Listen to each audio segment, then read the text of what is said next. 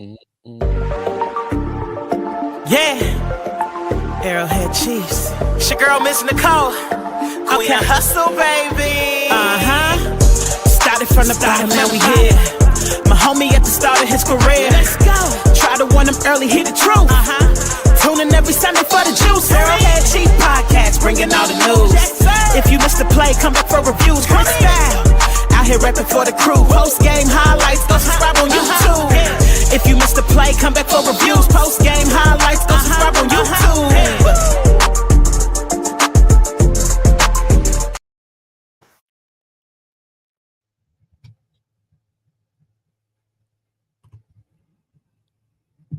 What's up, Chiefs Kingdom? You're tuned in to the Arrowhead Chief Podcast, episode 254. Hope everybody's having a good evening, coming off of a dub. Blood pressure is probably low now. It was probably high on Sunday. I know mine was.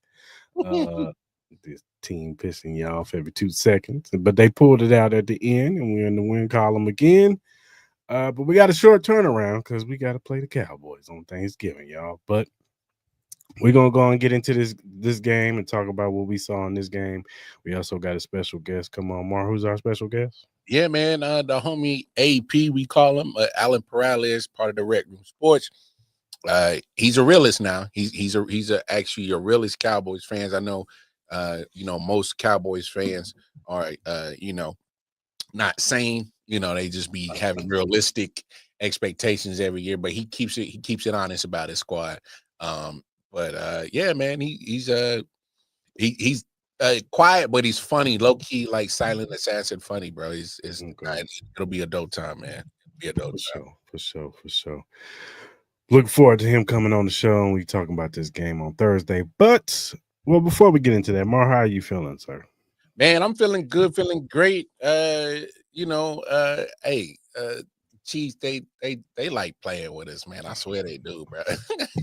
I swear they was like, hey, man, let's get some of them kickbacks from any cardiac visits at any local hospital. They must be on some kind of insurance scam with the they gotta be.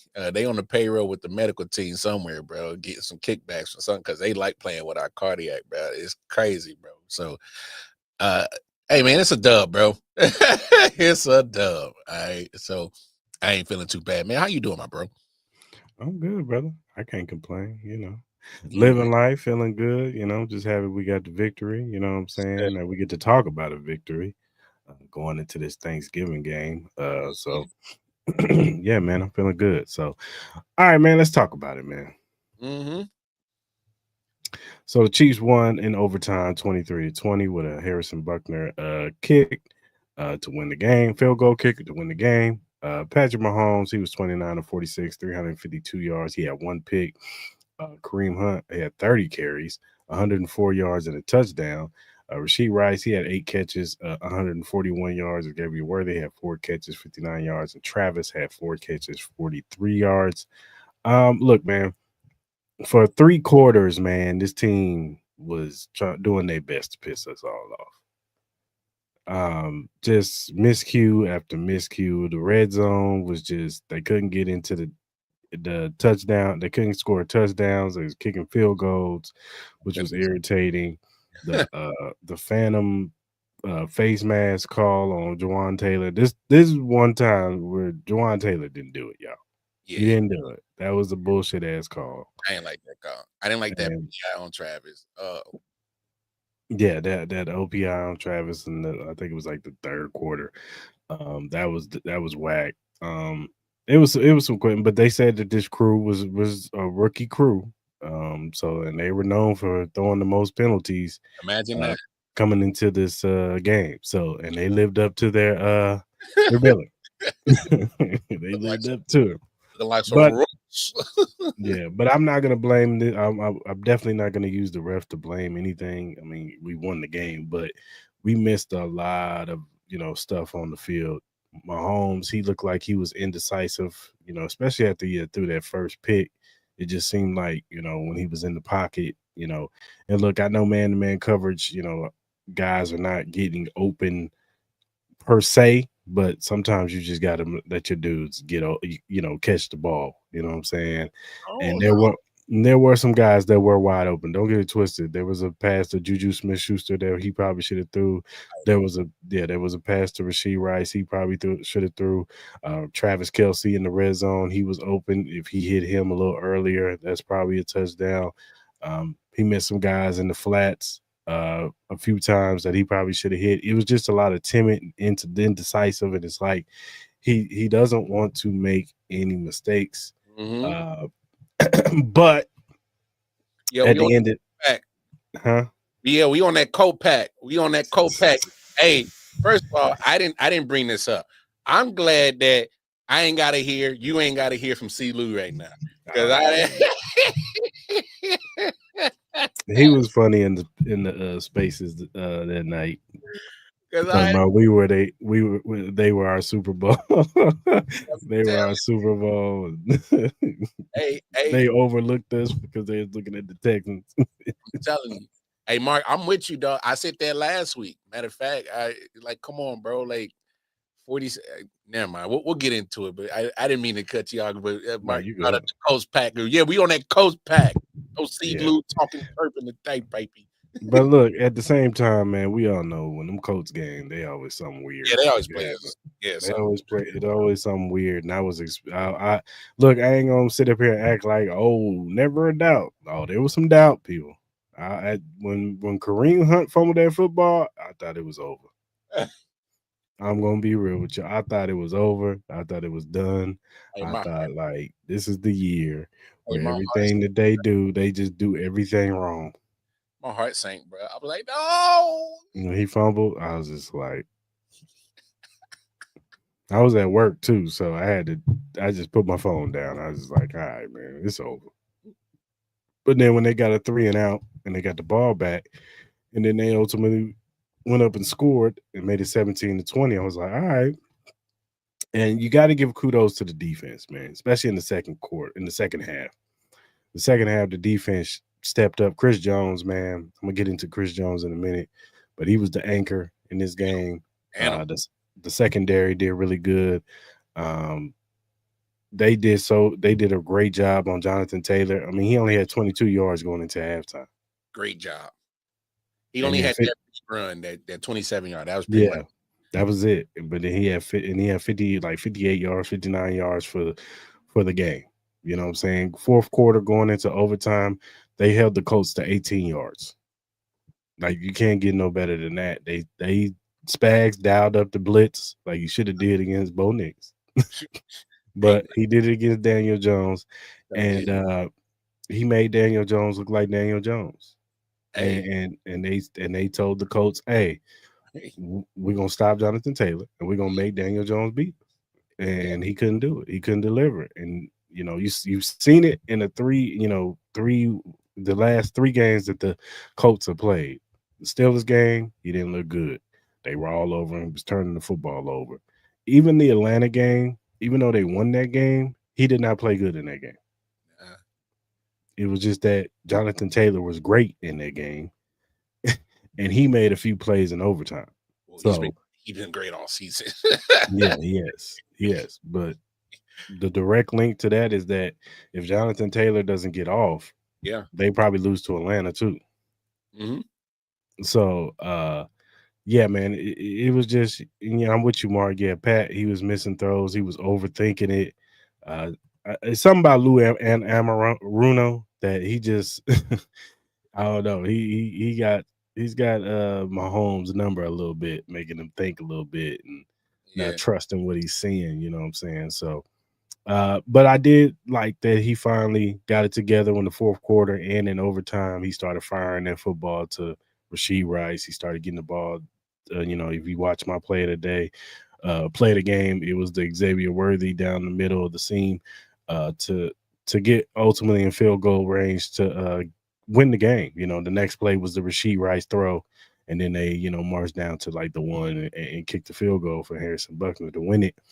But the game, I think that the defense has to get all the kudos because they kept them in the game, because this could have very easily been over sooner than what it It was, you know what I'm saying? Even with the 20-6, you still had a chance if you scored. But if they score one more touchdown, this game is over. Yeah. Yeah, it is over. It was just a weird game, see, because like if this is the offense that we know that can produce like it's supposed to, score like they're supposed to, those red zone trips supposed to turn it. And honestly, they've been slightly better with the red zone this year compared to other years. So I Yeah. was surprised that they struggled in the red zone game.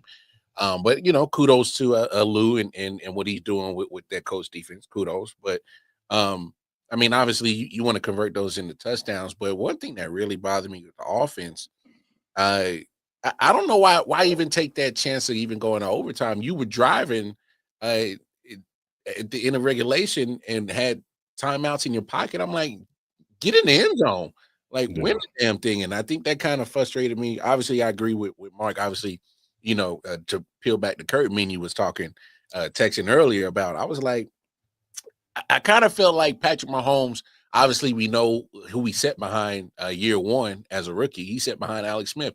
It was more. He was looking like Alex Smith in that first half, as in, nah, just let me take the throw that's planned and not risk anything. And it kind of, even in the first drive, Hollywood was like streaking straight down.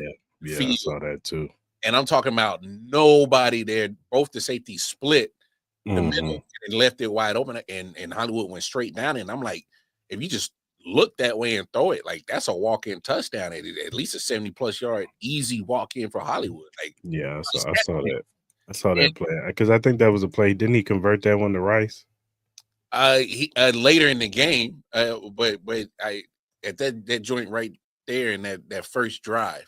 And it was in the first drive. It was literally in the first drive, and I'm like, oh man, already leaving, food on the table. But it is what it is. And in the second half, like you said, he got more aggressive, and I appreciated that because he looked more like Patrick in the second half. But I do agree with you. We shouldn't have to get to a point where like the back is against the wall for Patrick to do that.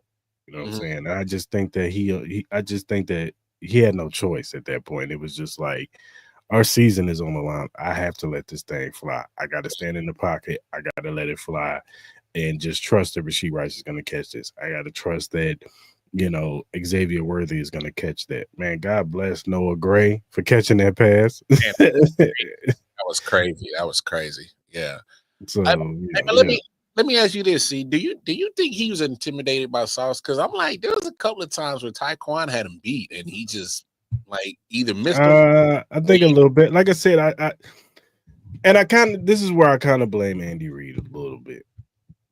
I think that Andy Reid needs to start getting Pat into a rhythm early with Rashee Rice, with Xavier Worthy over the middle of the field. Like, start getting him going. Like, I think his confidence builds when he's getting the ball to different receivers, when he's dishing it out. Boom, boom, boom. Like, all the games that we've blown every team out, and I get it, everybody, they were bad teams, but still, all the teams that we blew them out, it was when Pat instantly was getting the rhythm going. It was just like boom, boom, boom. Then all of a sudden, you get that bravado going with Patrick Mahomes.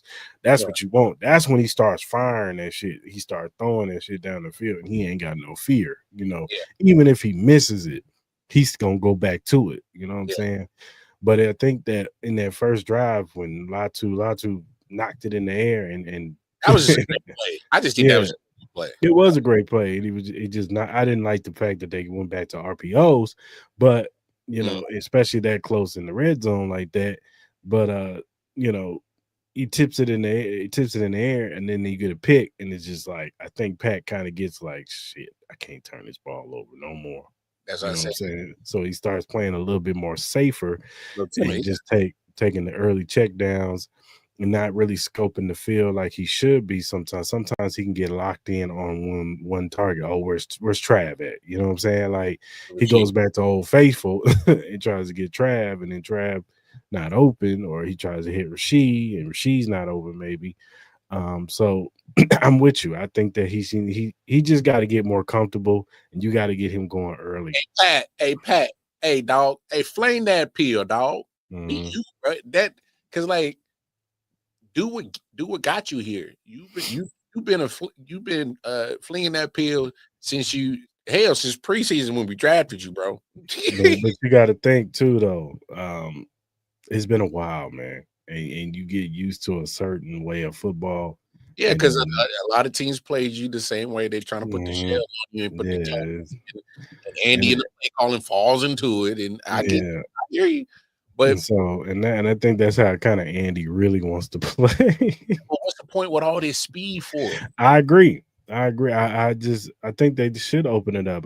I still, for the life of me, don't understand why they don't run a lot of crossers, drags, like using the strengths of what you got. Rashee Rice is great over in the middle of the field. Why are you not lining him up on like a linebacker or a safety and getting him open in space? Why are we not doing the same thing for Xavier Worthy? You know what I'm saying? Too many cornerbacks to keep up with. Use Tyquan Thornton down the field like you were doing on a drag. I did laugh at Tracy Wolfson little report on Twitter talking about, oh, they got a game plan for Tyquan Thornton. They barely even. I mean, they used him as a decoy. That was the game plan, Tracy. Gotcha. Yeah, because he got 27 snaps, but it was like, yeah, but they barely used him. They didn't throw it to him. So, but yeah, man, I just think that, and shout out to Kareem Hunt, man. I know a lot of people, we only got like I think he only had like 3.4 yards a carry, but it didn't matter. It was death by 1,000 cuts. That's what it was. Hey, he wore him down. But by the time the fourth quarter, and Tony Romo, and we're gonna get into Tony Romo, but Tony Romo even pointed it out, like in the fourth quarter, they were tired. Mm-hmm. Like they had hands on hips, head in the air. Oh, don't worry, Mark. I'm gonna get into the special team niggas in a minute. Don't even worry about that. I got you, player. About to serve them on the platter. But yeah, man, it was just, I think just early. You know what I'm saying? The Colts, they gifted him a touchdown with the interception. Yeah, that was a gift. You know what I'm saying? And then they marched down the field one more time, and got that touchdown. And then after that, they really didn't do anything. They couldn't do anything. And it was just the offense, man. We from the 20 to the 20, we were great. And then we got to the red zone and it was just trash. So they got to work on that. They got to get better at that. And it's going to be interesting to see how Kareem Hunt looks on Thursday, because you can't give him 30 carries no more. Because that you could just tell by that probably like 17, 18 carry, boy. He was getting off that ground slow. I'm like, is he hurt? Hey, man, it was Pacheco coming back at the perfect time, man. Yeah, for real. Hopefully he's healthy enough to get a few carries. And we'll talk about a signing that we got right after the game, like literally right after the game. It was reported. That was coming. I was like, huh? Right after the game, it was reported, but we'll talk about that in a minute. But I do want to show love to Chris Jones, man. And it's not just this game, even though they lost the Denver game too. Chris Jones has been balling, man.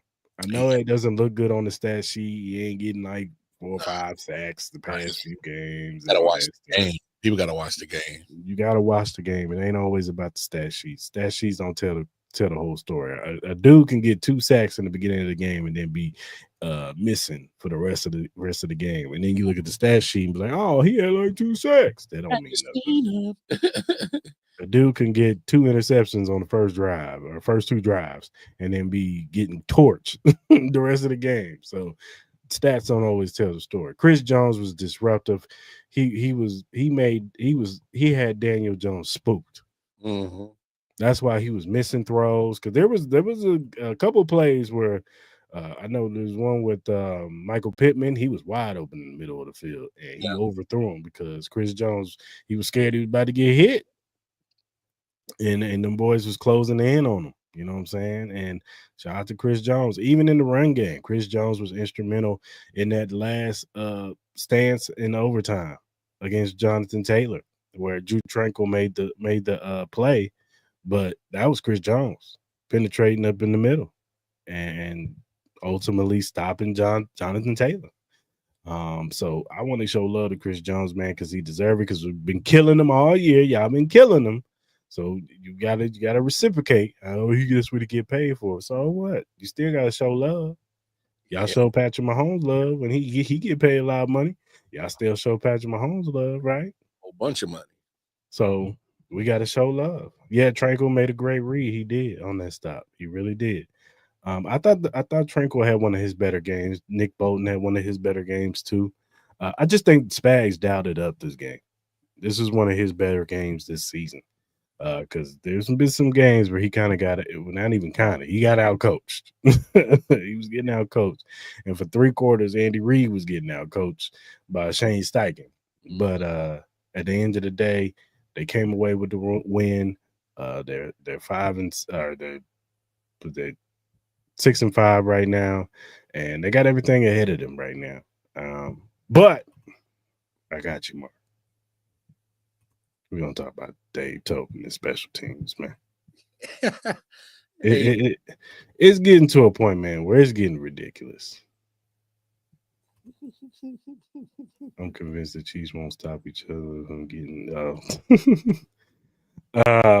it's getting ridiculous on special teams all across the board. Now, look, Harrison Buckner has been better on the kicking field goals. He's been making his field goals, and that's good.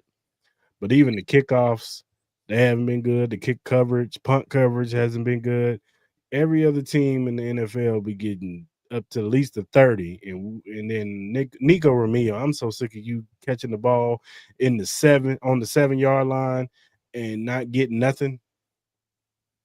I'd rather you fair catch it. Or just let the ball go. Like I'm so sick of him catching it like deep into close, and then we down, by our end of the goal line, and we got to start 1st and 10 at the 3. And get Jack Cochran off my squad. Hey, stop, bro. Get Jack Cochran off this squad. He is always caught up in some type of holding penalty, block in the back. It's always something with him. Look, Dave Tope, he's the assistant head coach. That's why he be having all these power to add certain players, and he falls in love with certain players. So he has a admiration for Nico Remigio. He obviously has something for Jack Cochran too. Hey, bro, nah. It's time to nix that. Nico Remigio, you gotta go. I've been said put Bashar Smith back there. I'd rather have him put the rookie back there, let him cut his teeth back there. I think he can make some plays back there. He's way more shiftier than Nico Remigio. Hell, your boy Jalen Royals. Activate his ass and let him go back there and do it. Because that's what he did at Utah State. And he was pretty damn good at it. Yeah. Put the other rookie back there. I don't care, man. But at this point, I'm cool. I'm cool on Nico Remigio. It was fun while it lasted. Put him on coverage team. Let him be a gunner. Mm-hmm. Let him run down there and hit somebody. But him doing kickoff and punt returns, it ain't it. They putting us behind the 8 ball too many times. It's just getting to a point, man, where it's just like, Dave, man, you might have lost your fastball, dog. Ever since they got these new kickoff rules, you've been horrible. Been kicking your ass. You have been horrible. Your unit used to be we used to have one of the stronger units. Yeah. On special teams. That was our bread and butter. I don't even know. We got middle of the pack now, bro. No, it's not middle. It's down at the dumps. Mm-hmm. We at the bottom of the list when it comes to special teams. We are not good. And it shouldn't be like this. And Andy, he got to get on Tope. Somebody got to get on Tope. Beat somebody, cuss his ass out. Hey, bro, what's going on, bro? Because you putting hell, Pat, go over there. Hey, man, get your dudes in line, man, because y'all starting us at damn near in the back of the end zone. Yeah. Kills the momentum. I would at least like to be at the 20. Yeah. Like, it's getting bad, man, and they got to fix it because that could be the detriment to our season. Yeah. The offense and defense is rolling. Then next thing you know, it's some dumbass special team penalty. Oh my goodness. So yeah, they got to get this figured out. They do. They got to get it figured out. They got to fix it because this has been an ongoing problem all season. All season. And you hit Harrison Butker on the head. Like, look, love that he's making the field goals. He hasn't missed an extra point in a minute. Hasn't missed a field goal in a minute. That I can recall. But Other than them blocking the field goal in Denver, but that's not on Harrison. That's more so on the people that's blocking. Yeah, they get their damn hands down. Yeah, stop the push. Yeah, but, he still had, like you say, he still got to work on the kickoff. Put it in that landing zone. Yeah, I don't know why he's struggling with that. Like, what are we doing, bro? I don't know, man.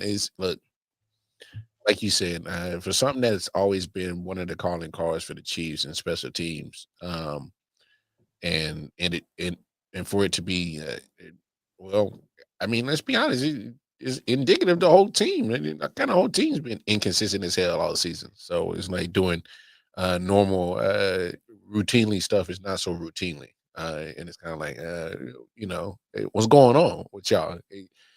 If we're being honest, all 5 losses is them beating themselves. mm-hmm. You know what I'm saying? Yeah. And I'm not saying that the Chiefs would be undefeated. So don't No. So I don't want nobody to think that's what I'm saying. I'm not saying that, but they definitely would be in the situation where, like last year or years previously, in one possession games, they more than likely win those. That's all I'm saying. So this season could look a lot different if they're taking care of the routinely stuff that they normally routinely done. And it's just been so uncharacteristic of this team this year. So I think that's kind of really been a frustrating thing with this squad this year. And special teams has kind of been along with the offense at times and the defense at times, just that inconsistent. So it's just yeah, man, like you said, it has to be, it may look like it's small, but there's 3 phases in football, man. Yeah. And special teams is part of that, and it's important, and it can win you a game, and it can damn sure cost you a game. So let's not try to sweep this under the rug and then expect it to just go away by the time it's late December and January. And the rest of the schedule is not easy for this squad, and the way that they're playing this is going to be a cardiac arrest every damn week for the rest of the season. So, I mean, they got to minimize the mistakes, and that's just what it is. Point blank, period. Yeah, they definitely got to fix it all across the board, because it ain't just special teams. But I'm pointing out the special teams because it's just getting ridiculous. Yeah. It's getting bad, and they got to fix it. They do. It's the horses keep on getting beat right now. Yeah, they got to fix that. You know what I'm saying? The Chiefs only had one good game from the start to all finish all year. Yeah, that's the Raider game. Raiders, yeah, that's the Raiders game. I might give them that Baltimore game. That was kind Baltimore game too. Yeah, 2. So I say 2. Yeah. Because the start of the Giants game was terrible. And then the second half, they finally woke up and played better football. Same thing with the Commanders game. Kind of started the same way. And then they came out in the half and got their shit together. The Lions game, it got a little shaky early, but then they, corrected some things. And then they came out like gangbusters too. So, but yeah, outside of that, man, it's been bad. The Buffalo game was terrible. Denver game was terrible. Even this game, for 3 quarters, it was bad. Yeah, maybe even 3.5 quarters, because even in the beginning of the 4th quarter, you got the Kareem Hunt fumble. You know what I'm saying? So after that, that's when they woke up and started playing Chiefs football. So, and hey, man, shout out to Travis Kelce to going up for Kareem Hunt after he fumbled that football, because you could tell it deflated him a little bit, because he don't never fumble the football. He hasn't fumbled the football since 2017. Yeah, it's been forever. So that probably deflated him, and Travis walked up and hugged him and said, "Hey man, we need you. You know, get your head back in the game. We good." You know what I'm saying? So, no, yeah, that's true. You got a point there. You got a point. Honorary bye. You got a point there because they're terrible. That's a bad team. That is a horror. That's I don't know who's worse, them or the Jets. It might be them. It might be them because at least the Jets could score a little bit. Listening, you know, they just fired Chip Kelly, so it's all bad over there. So, but yeah, man, just fix the special teams, man. I do want to talk about the new signee that we signed after the game. Damian Pierce, running back. He was with the Houston Texans. He got cut or he got waived on Saturday, actually. It was Saturday. It was either Friday or Saturday. But he had to pass waivers. He ended up passing waivers. And then right after the game, literally, Georgia Shorts reported that he signed into the practice squad. He came in today, or he came in, I think, Monday. Did a physical. Everything went well. He signed, and he was at practice today. So he will be addition. They said they want to get him. Hopefully, he'll be ready by Houston, which is next week. So we can get him in there. I'm thinking that maybe this is a sign that they might be sitting Nico Remigio. They might be using him as a kickoff return guy. I do think that possibly he can get some snaps, especially with Kareem Hunt getting all this snaps, and we don't know how Isaiah Pacheco's knee is going to hold up with this MCL sprain. So Brashard Smith, they don't quite trust him yet as a running back. They use him in the passing game, but they don't really trust him to run between the tackles yet. And then Elijah Mitchell's in the doghouse, and then and then Clyde, he continues to get snaps. Now, hey, I give Clyde this. He did shake somebody on Sunday. Yeah. I was surprised he did that. Yeah, he had a solid run. But outside of that, yeah, I don't want to see no more Kareem Hunt. I mean, no more Clyde Edwards-Helaire runs. They don't go anywhere. So, but yeah, man, how you feeling about this signing? Do you like it? Are you like whatever with it? How you feeling? I mean, it's obviously, low risk, possibly high reward if it can work out in some way. Because David Pierce, his rookie season, balled out, and then all of a sudden it just went, downhill. And then obviously the signing of Joe Mixon didn't help his case neither. And then now they bring in Chubb, and then Will Marks just came out of nowhere. So no room for him. It's just weird how the fall for grace happened to him in Houston. Yeah. Because I know his rookie year he was balling, then he got hurt. Yeah. And then he tried to come back and next year, and it just wasn't the same. I think he was still trying to, work back from that leg injury because I think he broke his leg. He's trying to work back from his leg injury. Yeah. Then the offensive line wasn't that good either. So it was just, I know Mixon was able, and then they like Singletary too. But I was listening to 96.5 The Fan. I was listening to C-Dot and them, and they had a dude from Houston. And dude from Houston did not have anything great to say about Damian Pierce. As a football player, he said he was a good dude and all that stuff. But as a football player, he made it seem like dude had no good vision. He couldn't catch. He can't pass block. He can't do nothing. No good on punt return, kickoff return. But I've heard some people say differently. I've heard people say that he's not bad, that he still got a little juice to him because he's like, oh, dude is worn out, beat up. And I'm like, okay, 25 years old. He already worn out. That's what I'm saying. And he didn't get a lot of carries when he played for Florida. So it was just like, all right. I think there's a nice amount of tread on those tires, if you ask me. Yeah, I just think that offensive line wasn't good. I think the scheme had changed up. So we'll see. We'll see how he plays it. You know what I'm saying? I do think that he will get some snaps. I don't think they would sign him just to bring him on, just to, have him be Elijah Mitchell 2.0. No, and let's be honest.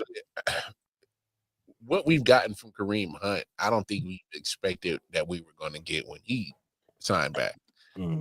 What's to say that a 25-year-old Damian Pierce couldn't restore back to what we saw when he was over there, like getting hounded for people to put on his fantasy squad. I mean, let's not act like that didn't happen. And so 25 years old, I mean, you still kick the tires on that thing and see if it's still can roll. Like, I mean, we've seen this league, dog. We've seen where guys, they had a good start, didn't work out for whatever reason. They go somewhere else and they ball out. I got a perfect example. Plays for the Cowboys. He plays for the team we play this Thursday, Javonte Williams.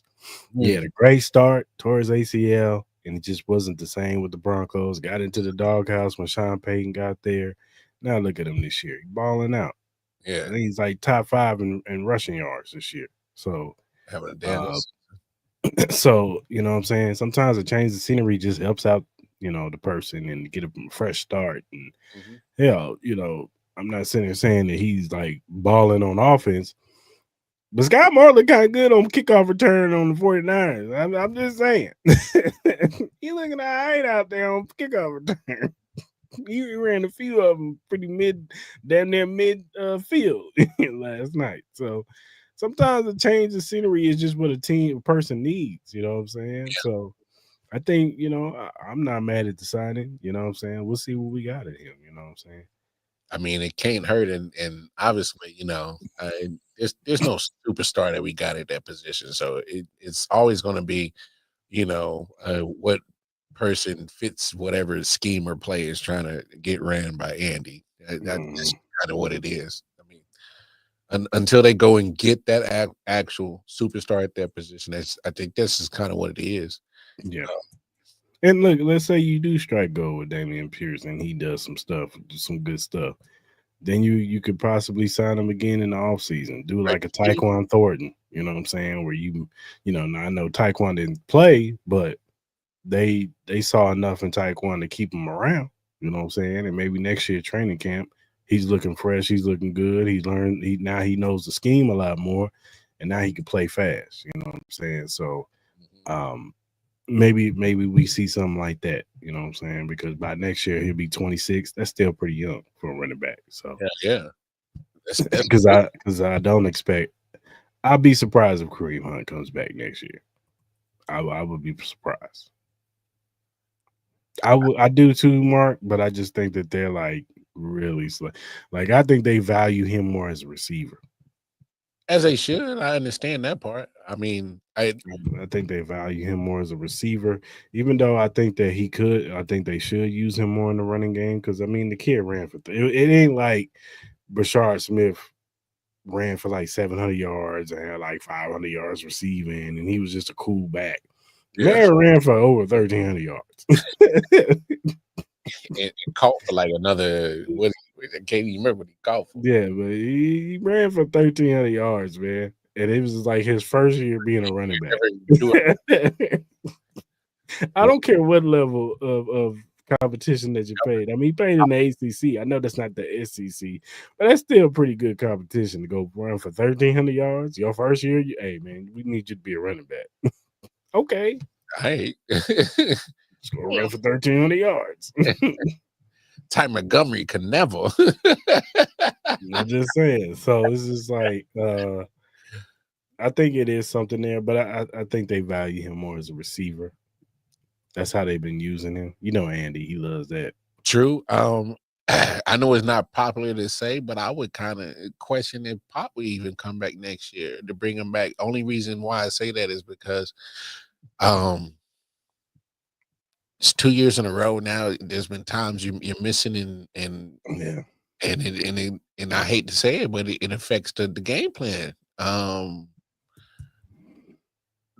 I was shocked to see 30 carries from Kareem, no doubt. But I don't think that. I think that's what they, that's what they do, man. They go with what they trust. They don't go with, we may think that, hey, man, what's your name should get more carries, but to them, they like, nah, we trust the person that we know. You know how they feel about rookies, man. Yeah, I know, but unless you Joshua Simmons, though. True, but I'm saying we've been there before with this team. Is like they are when they definitely win is when everybody has contributed throughout the season, and then it all pays off at the end of the season because they've all been in a position to make a play, and it's just something that comes natural. So I'm just saying, man, like I know there's only one football, but man, you look at this roster, man, you got some characters that fit a certain thing that you can get on that offense, and I'm like, bro, if you could just exploit it, like shit would take off, bro. It really would. It's so much potential that this offense got, but nah, we'll see, man. Yeah, man. Speaking of Joshua Simmons, I do want to speak on Joshua Simmons, man. Dude is a baller, man. Like we got blessed, man, to get a left tackle of his caliber at the spot that we got him at. So you're saying we weren't tripping at be so crazy on that Joshua Simmons hype train before? No, not Okay. at all. Not at Okay. all. Not at all. Like, dude is playing damn near at an all-pro level. He's a rookie. I know they ain't gonna give it to him because he missed some games, and but he's playing Pro Bowl level. Like, dude is balling. Like, for him to be gone as long as he was gone and come right back in and just leave off where he left off. To do what he did what he did to Nick Benito and Cooper. Then come back around and I know the what's your name's pass rush ain't that great, but still, he has not been a problem at all. He's been balling, and man, that's great to see. Mm-hmm. That's great to see. Now, one thing that is we got to look at injuries. Trey Smith, he's going to be out for a couple of weeks with the ankle. They said it's high and low ankle sprain. So yeah, I don't know how long he's going to be out for.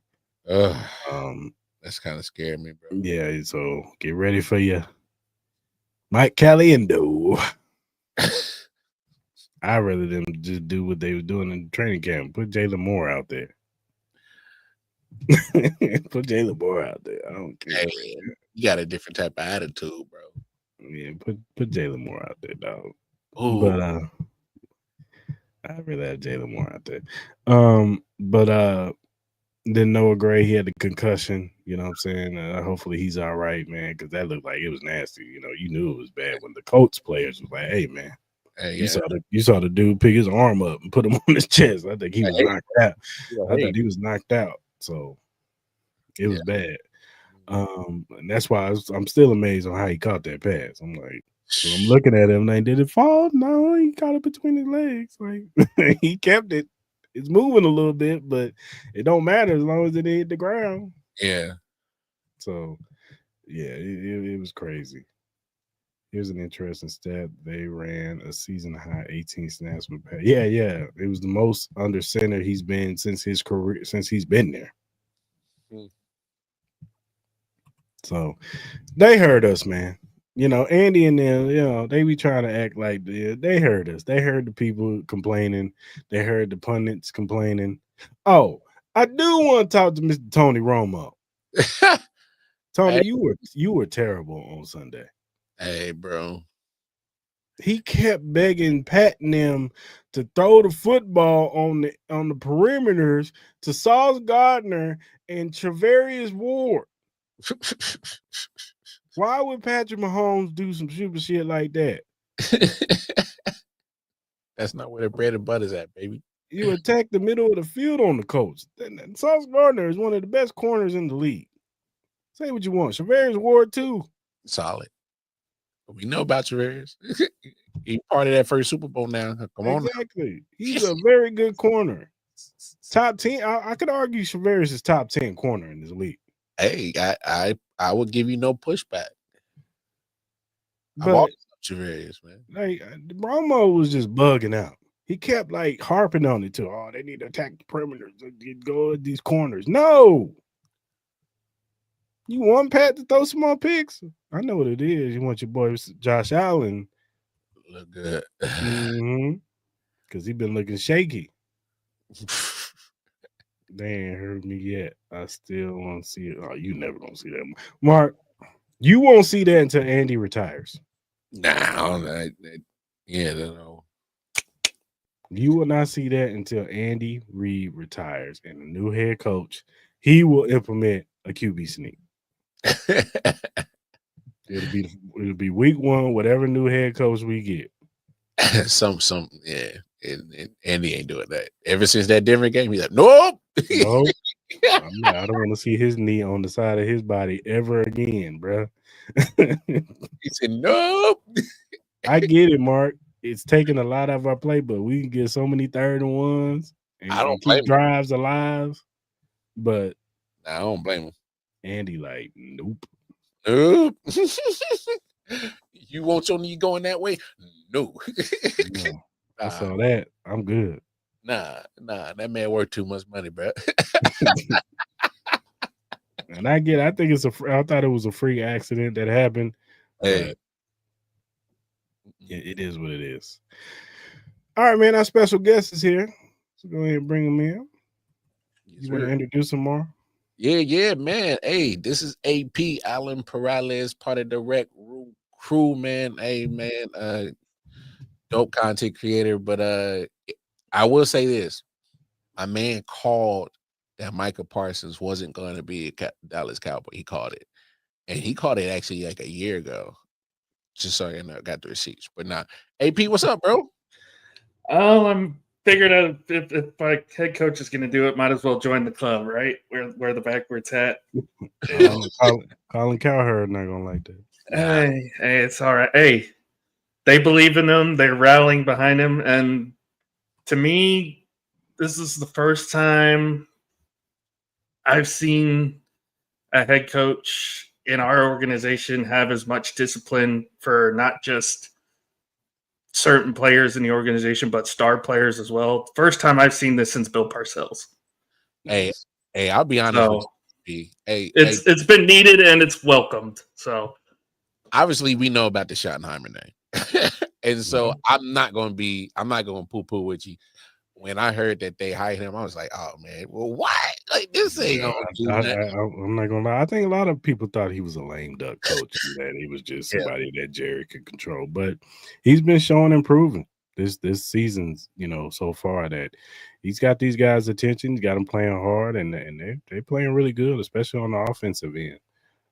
But I think really that's what Jerry wants from the head coaches is that he wants you to take control of the team. Like a lot of these coaches, I get it. Jason Garrett's been in the organization for years, and even Wade Phillips at one point when he was still here. But a lot of their decisions, you could tell that a lot of their decision making was, "Hey, I don't want to piss off the owner. I don't want to piss off Jerry Jones." Whereas Schottenheimer, he's just like, I'm going to have fun with it. We're going to run things a certain way. We're going to hold guys accountable. We're going to play our brand of football, and we're going to see where it takes us. And so far, you're 5-5-1, but it's a fun 5-5-1 actually. So I'm fully bought into Schottenheimer and what he's preached. So. Speak a little bit to his offense. Like, do you like his how you feeling about his offensive scheme? Sorry, I had to put the hat back. Say that again. I was saying to talk a little bit about his offensive scheme. How are you guys liking that offensive scheme that he's brought to the Cowboys? Well, I mean, it's nothing that we haven't seen before. It's the fact that you have a running back who's really solid now in Javonte Williams. He's found his second wind. You've got Dak playing at an all-pro type level right now.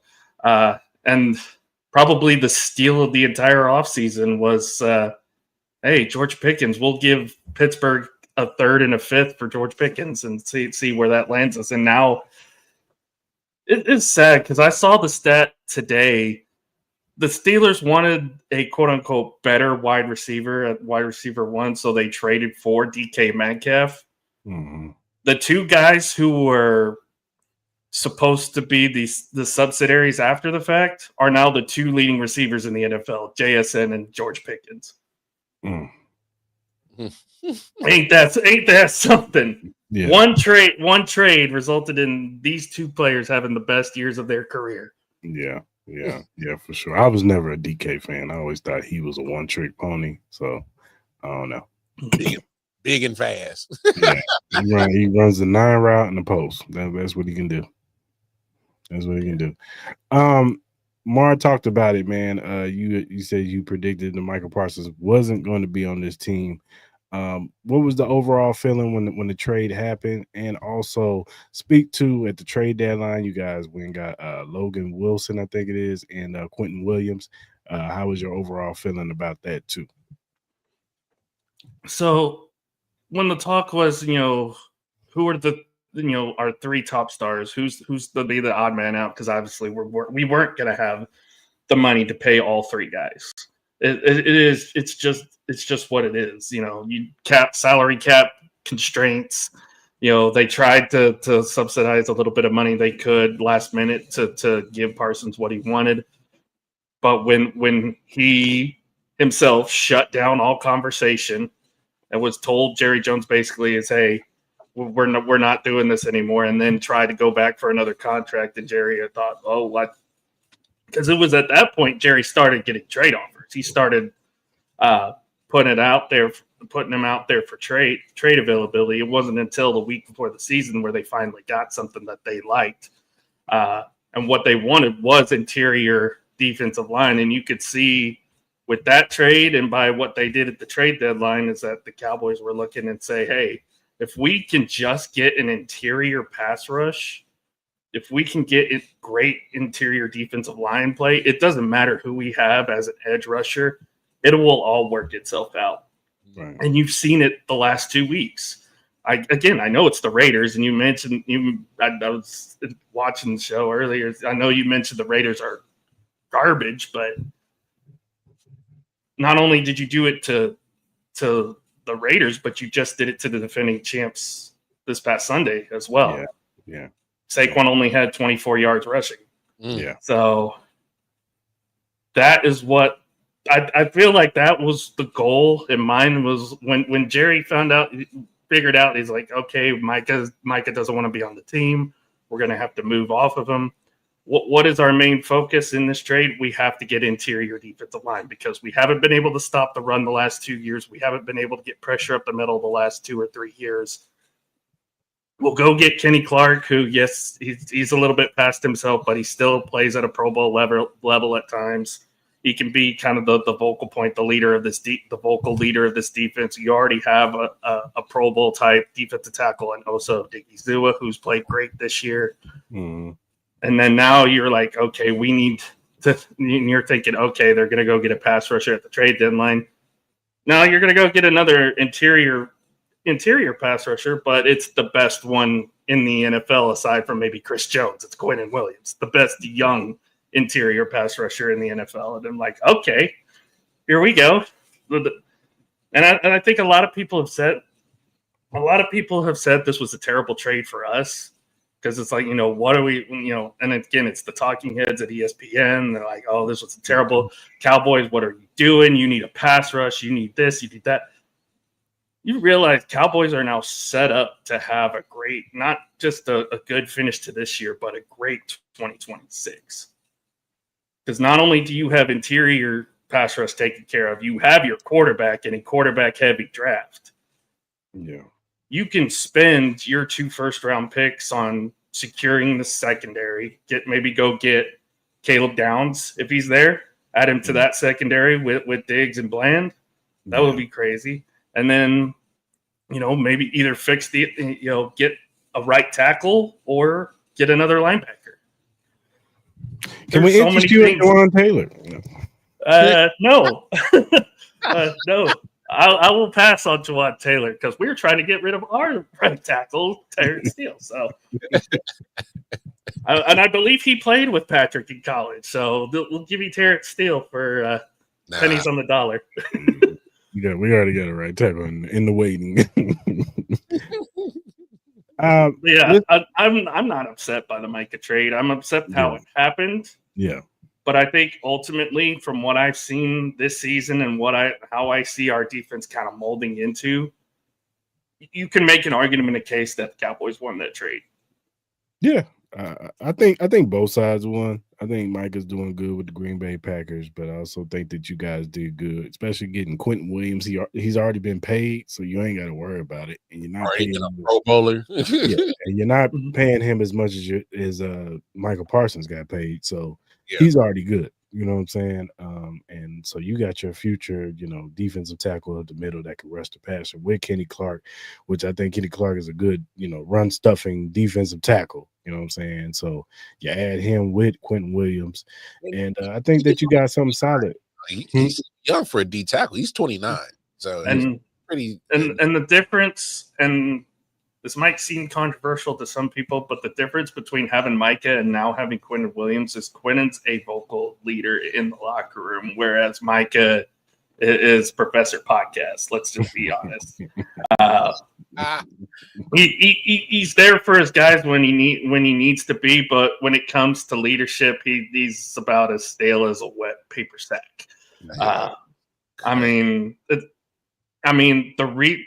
I just found this out today. People were asking, what did Schottenheimer say at halftime that rallied you guys in that game against Philadelphia? It wasn't Schottenheimer. It was Quentin Williams. It was Quentin Williams who's the guy that stepped up, said something to the defense, and Dak said it motivated them too on the offensive side. Like they heard what he said to the defensive guys, and they're like, oh, we gotta step our game up too. So it was a whole team effort, and it's when you finally have a vocal leader on defense, which we haven't had in quite a while, really. Mm-hmm. Now you have the vocal leader on defense to go with the vocal leader on offense. That's when the team starts playing well. So, hey man, don't try to feed us on this old vicious cycle y'all Cowboys go through, man. You see, y'all entering hope stage. Whatever. Now that was a good win for y'all.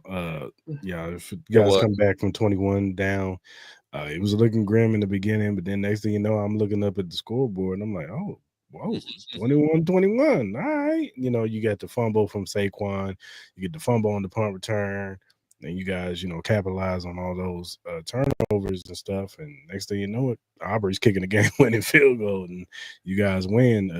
How was the energy, when you saw that?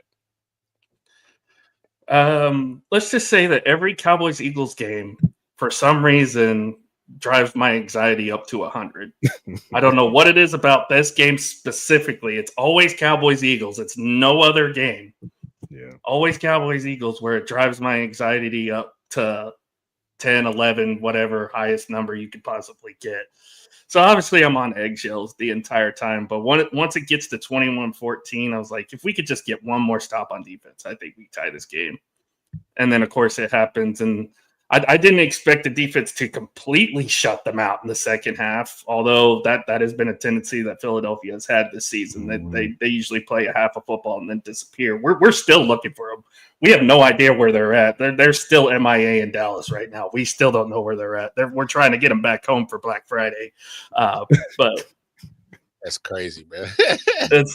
I'm all for the Eagles slander on this channel.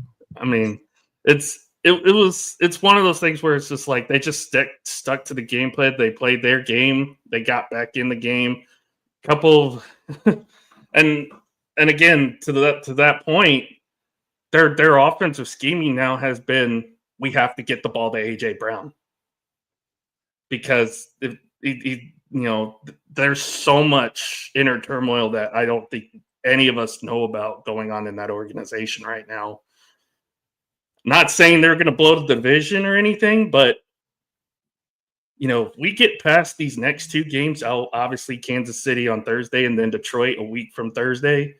If we get past those two games, you have Chargers who are injured, not really themselves. You have the Vikings who are a shell of themselves, the Commanders who are a shell of themselves, and the Giants who stink. So if you can get one of these next two games, you can make a run for a playoff spot if you're the Cowboys. So I agree. Not saying that the Eagles have some tough games too, but they got Washington twice, so they should be able to take care of it in that regard. But if If they falter, go back to 2 years ago. If they falter like they did 2 years ago and lose the division out to Dallas again, there's going to be a lot of talk in that organization. And what's going on with Sirianni? Is having a new coordinator every year really bringing dysfunction to the team? What's up with AJ Brown? Devontae Smith has been quiet in all of this. What's his reaction to all of this? How Saquon? It's going to be a whole circus in Philly if they lose the division to us. I guarantee you, AJ Brown will be the scapegoat, and they will trade his ass. Oh yeah, trade him back to Tennessee. No, that probably. I actually see him probably going to like New England or something. I can see him going over there. Ooh. AJ Brown with Stephon Diggs. Ooh. Yeah. I think they got the money too. So they do have the money. They do. They got the money too. Did they see him with Drake? Drake May playing? Yeah, I know. But speaking of receiver, man, let's talk back about George Pickens. Now, CeeDee Lamb, he's having a cool season. I know he's coming back from injury, but he's had a little bit of the drops. And George Pickens is kind of looking like more like receiver one. So what are the thoughts of Cowboy Nation when it comes to George Pickens and CeeDee Lamb, the pecking order? Are y'all looking at George Pickens like as a receiver one now? It's essentially 1A, 1B. You got two number ones who are coexisting in the same offense. You can tell that their brotherhood is unmatched because they both got disciplined in the same game and were both late last Monday in Vegas. So you could definitely tell there's still a bond there at the very least, and they don't care. They don't care who gets called the better receiver. They're still just going to go out there and play their game. And I know CeeDee's upset with himself, but it's like Schottenheimer said Sunday. We have a lot of confidence in CeeDee. He's that type of receiver who can still make those plays. I mean, that big third down catch he had there towards the end of the game, that long one, is the reason why you have a guy like him out there. And of course, when you have two guys who could do that, George Pickens, that makes everybody else on the offense look better. That makes your other pass catchers like Devontae Turpin or Jake Ferguson look better as a result of that. Because now, you mentioned there's so many mouths to feed, but as a defense, there's so many guys you have to look out for. If you have a 1A, 1B, it's like, okay, do we double this guy or do we have to double this guy? Because if we double this guy is going to go off on you. If we double this guy, the other guy is going to go off on you.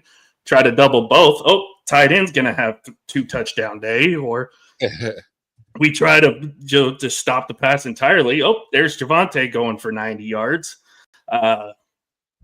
And then now Dak Prescott's kind of reverted back to his Mississippi State days if you saw him running last Sunday. So that's another element to his game you have to be aware about. So I feel like that's what Schottenheimer has done the best with this offense is he's brought out the best in everybody in this offense. Offensive line, too. Offensive line's playing very, very well. I know Guyton's going to be out Thursday, but I'm confident. Nate Thomas is a very serviceable backup. He did not allow a single sack when he came into the game, which again, Jalen Phillips, where are you? I didn't see you all game. But yeah, I'm liking what I see. And again, that might have been one of the biggest move in the offseason was, you want to talk about Micah getting traded. How about the Cowboys basically fleecing the Steelers for George Pickens? Hey, we also can't forget that Pickens has managed to keep the crash outs to a minimum. Yes. He's been keeping it to a minimum this year. So, and I think a lot of people understood that the talent has always been there with Pickens. I just think, like you said earlier, change the scenery. Pittsburgh just wasn't jiving with him, and he wasn't jiving with Pittsburgh. Mm-hmm. And also, look who his quarterbacks were in Pittsburgh. Now that's who's throwing him the ball. Whereas now you have a potential top 10 quarterback in the NFL who is not only a great player but a great leader in the locker room. And if George starts crashing out or something, Dak could go up to him and be like, "Hey, relax. We got this. Because like you would expect if you're down 21-0, you expect a guy like a George Pickens or somebody to crash out. But they were just cool, calm, collected the whole way through. Once he caught that touchdown, it was like, okay, here we go. We're off to the races. Let's go. Yeah, for sure. Let's talk about the NFC East, the whole division. Of course, we all know the Eagles are at top right now, but they're kind of up and down. We just got through talking about the Eagles. They're up and down, especially on the offensive end. You got the Giants. They're dysfunctional right now. They lost their starting wide receiver. Jackson Dart hasn't played the few last games. We got Jameis Winston out there playing. Yeah. The Russell Wilson fiasco lasted for like 3 weeks, maybe. And then you got the Washington Commanders who got hit with the injury bug real early with Terry McLaurin and then Jaden Daniels, and even Debo got hurt a little bit, and even a few other players got hurt over there. So, what are your thoughts of the NFC East this season and going forward? I don't know what to think about the Giants. I really don't, because you have 2 young stars. One of them got hurt, and one of them's been in concussion protocol the last couple of weeks. Yeah. You can essentially build around those 2 and have a great team, plus Malik Neighbors as well. You need to show up. Their offensive line is not good. Evan Neal's a walking turnstile. Talking about a right tackle that's a turnstile. Evan Neal's a walking turnstile. The only solace for the Giants really has been their front seven. Their front seven has been really solid this year. Their secondary isn't that great, but their front seven has been really solid this year. It is. Washington, the injury bug, again, just kind of bit them a lot on offense. I think they lost so many pieces on defense where it might have not mattered, because you lose that many pieces on defense. A lot of your good players on your defensive core, it's hard to come back. Jonathan Allen last year was probably the first domino in that effect to fall. And it has not been the same defensively for Washington this year. They've been a shell of themselves. And again, Jaden being in and out of the lineup has not helped them. Eagles might be the most fraudulent 8-3 team in the NFL right now. And I'm not trying to say that as a hater, but look at their games this year. A lot of their games are, we're either going to nap our way through the first half and then make that miraculous comeback in the second half, or we're going to just beat our opponent to death in the first half and then lollygag our way through the second half. It's the same thing that happened week 1 too, because they didn't score a single point in the second half in week 1 either. Yeah. And again, if CD makes one catch, yeah, you guys we win that game. So if Kelsey doesn't bobble that touchdown, then we'll probably beat the Eagles in that game. So if the Rams don't get their game-winning field goal blocked, they lose that game. They win that game too. So it's like, talk about having a horseshoe up your butt. That's been the Philadelphia Eagles in 2025 this year. Is you're sometimes lucky to get out, and then you have a quarterback who's a win first mentality, which you kind of want that, but at the same time you've got 2 wide receivers who aren't on the same page with you.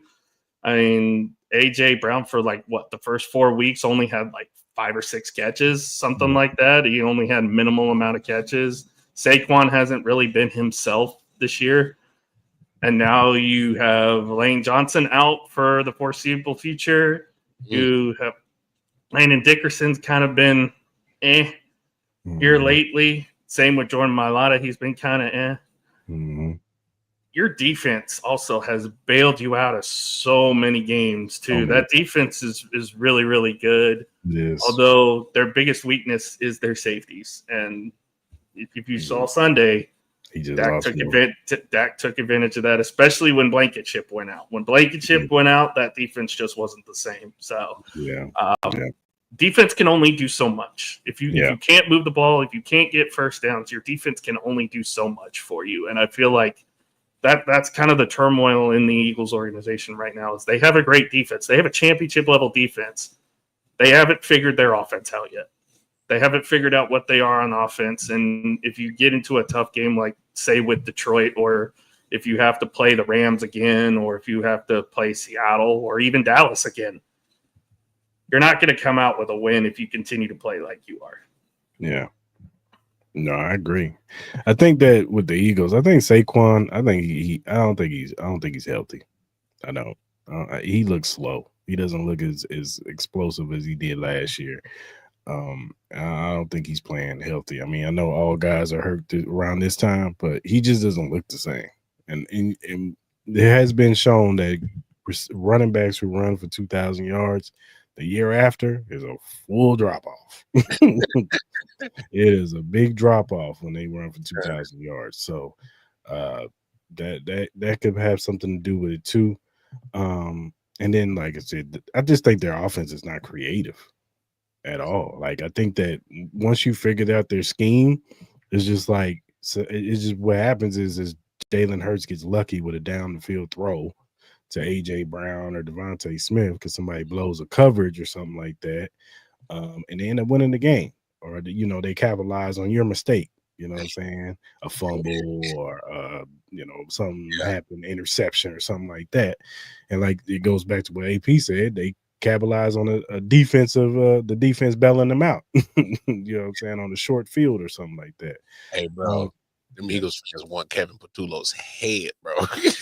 They said, get him out of there, dog. And here's the thing. I found this out after the game was already over, but they asked Landon Dickerson about our defense, and he told them that he's like, we had no idea they were going to run a 5-man front. We had no idea that even though we did it to the Raiders the previous Monday, you have 3 potential Pro Bowl defensive tackles. You think you're not going to have all 3 of them on the field at once? Yeah. And I love that little 5-2 wrinkle that Eberflus has thrown in there. But if you're, again, this goes to coaching. The offensive coordinator and to an extent, Nick Sirianni. If you're not fully prepared to face a 5-2 defense because we have 3 potential Pro Bowl defensive tackles, and what are you doing? What are you doing against Saquon Barkley? Oh yeah, I'm not that at all.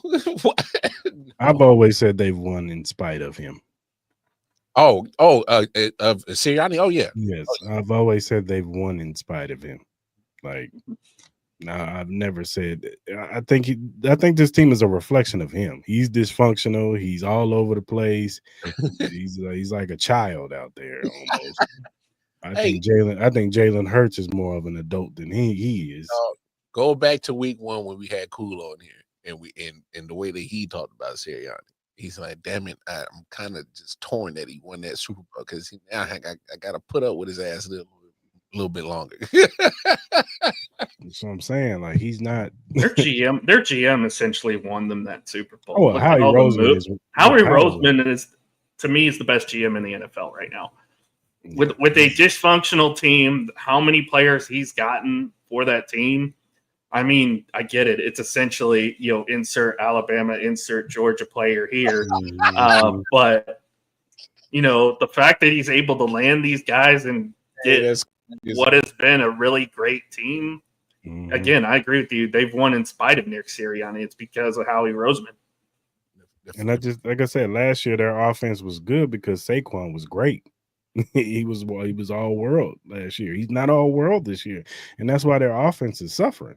You know what I'm saying? And there's no creativity. Nobody's scared of the run no more. Even though Saquon can break one at any time, but they're not scared like they were last year. Last year, teams were terrified for Saquon to run one, so they stacked 8 in the box. So you leave AJ Brown and Devontae Smith wide open down the field, single covered. Yeah. So it's easy. Their scheme is so simple. They just force. Now they're like you said, AP. They force feeding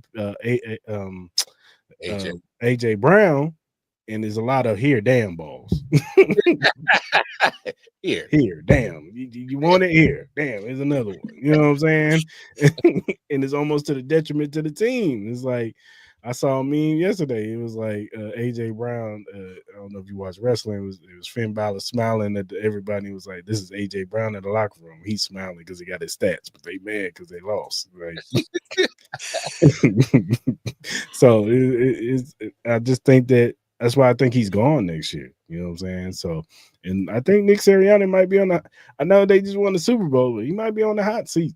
Because he can't have no control. He don't have no control on this team whatsoever. They just gave that man an extension, man. I don't know, man. We've seen it. We've seen coaches get extensions. I know. It don't matter. Especially in the NFL. Here today, on tomorrow. Imagine if they lose to Chicago Friday night. Oh man. I think at home. Philly fans is gonna go nuts. They gonna want Sirianni's head on a platter after the game. Yeah, they don't want his head on a platter. As far as the Giants go, I'm with you. They got hit with the injury bug, but also like they're just not a good team. I think their ownership is terrible. Yeah, they got Jackson Dart, and he looks like he's going to be pretty good. Cam Scatterbull was looking like he was going to be something until he got hurt. Same thing. We all know Malik Neighbors is a star. Their defensive line, Brian Burns is a monster. Like that dude is one of the best defensive ends in the league. And then you got Dexter Lawrence, Abdul Carter. He's going to end up getting better as time comes along. They just got a really good defensive line. They got to fix their secondary. And I'm with you, Washington. I didn't feel like they made enough moves on the defensive side. Yeah, their offense was cool. You get Deebo Samuels, Terry McLaurin. I think he's one of the better wide receivers in the league. But I never thought that they got better on defense. They didn't go add nothing in the secondary. Like you said, AP, their defensive line, you lose Jonathan Allen. Deron Payne is good, but he can't do it by himself. And now he's hurt for the season. So now it's just like I don't know. At one point, they had four first-round picks on that defensive line. Yeah. And now they're all gone. Yeah. So it's just like they got to fix that defensive line. You can't put it all on Jaden Daniels. He can't. He's not going to be able to save you all the time. So they're going to have to get better in the offseason as far as that defensive line, especially with you got Dan Quinn, who's supposed to be a defensive-minded coach. You would think that he would go out there and go get somebody. You know what I'm saying? Like, I'd have been called Cleveland. Hey, man, what y'all want for Miles, man? You know what I'm saying? Like, what y'all want for Miles, man? Like, but you better give me like half of your team salary, Oh, it would have been like you gotta realize they're still paying off Deshaun Watson, so you gotta give me half your team salary, half your first round picks, up for the next 5 years. You know, most definitely. You're gonna if you want Myles Garrett, you're gonna have to go bankrupt. I'm sorry. They said Howie was ready to give him 3. Crazy. Howie was ready to give him 3. And imagine Myles Garrett on that Eagles defense. That'd have been a cheat code, bro. That's what I said. He was ready to give him 3, and then he was like, "Nah." You want to talk about 2000 Ravens? That would be the 2000 Ravens if that was in the case. Him and Jalen Carter, and that wouldn't even be fair, man. That wouldn't have been fair. So, all right, man. Let's get into this game, man. Let's talk about keys to the game. All right, AP. On offense, what do the Cowboys have to do to win this game? You got to get the ball out quick, because you know Spags is going to try to blitz you a good majority of this game. You got to get the ball out quick. You got to be able to run the ball effectively. Don't let the Chiefs' defense dictate the game. You got to be able to run your offense, get the ball out quick. And keep 95 from being an impact in the game. So I would say, get the ball out quick. Utilize George Pickens in the slot. Maybe that's one of his favorite things to do is run slant routes. Utilize those slant routes. Crosser routes. Get the ball out of Dak's hands if you need to. Call QB draw if you have to, or don't get beat by the blitz. Don't get beat by the KC blitz, because they're going to bring it. They're going to bring it. Yeah. Mar, on defense, what do the Chiefs got to do to win this game?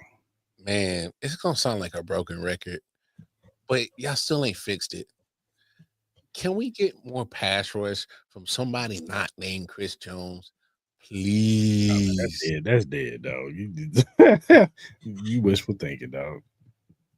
Like, and I need Spags to realize the 4-man ain't working early. All right. If it ain't working early, move past it, start dialing it up and get creative with it. Because that's when the defense really starts getting after it.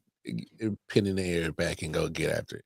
But come on, man. I like, yeah, they kill me. I mean, Daniel Jones was just chilling, bro. And then when you started dialing up, that's when you force his hand and say, all right, if you're gonna beat us, you're gonna beat us. And he couldn't do it. It's because that's when you started turning it up or turning the heat up. So Spags, if you realize the pressure ain't getting there with the Ford, don't abandon it. Abandon ship early. Don't wait till Dak has damn near burned you for 200 in the first half, because it's possible, because look who he has on the outside or in the slot. Can't do it. I would say make him one-dimensional. Do not let Javonte Williams get going. Do not let Javonte Williams get going. Get him in a lot of 3rd and 7s, 3rd and 8s, because if you get him in 3rd and 2s, 3rd and 1s, 4th and 1s, like that's gonna spell some bad stuff. And then the play action pass is gonna come into involve, and then that's when it's really gonna get bad, because Spags has not been good against play action pass this year. Like, that's how Colts was getting us early in the game, was the play action pass game. So we got to get him in 3rd and longs. You have to. And Chris Jones, he might have to be great again. I'm sorry, Mara. If you're depending on George Karlaftis to do something, maybe he'll get one of these, get something going. Chris Jones is great. Push the pocket up the middle, and then George does something. But it's gonna have to be another great game from Chris Jones. You know what I'm saying? So, that's how I feel. But the run's they got to make them one-dimensional for sure. Oh Lord, man. So,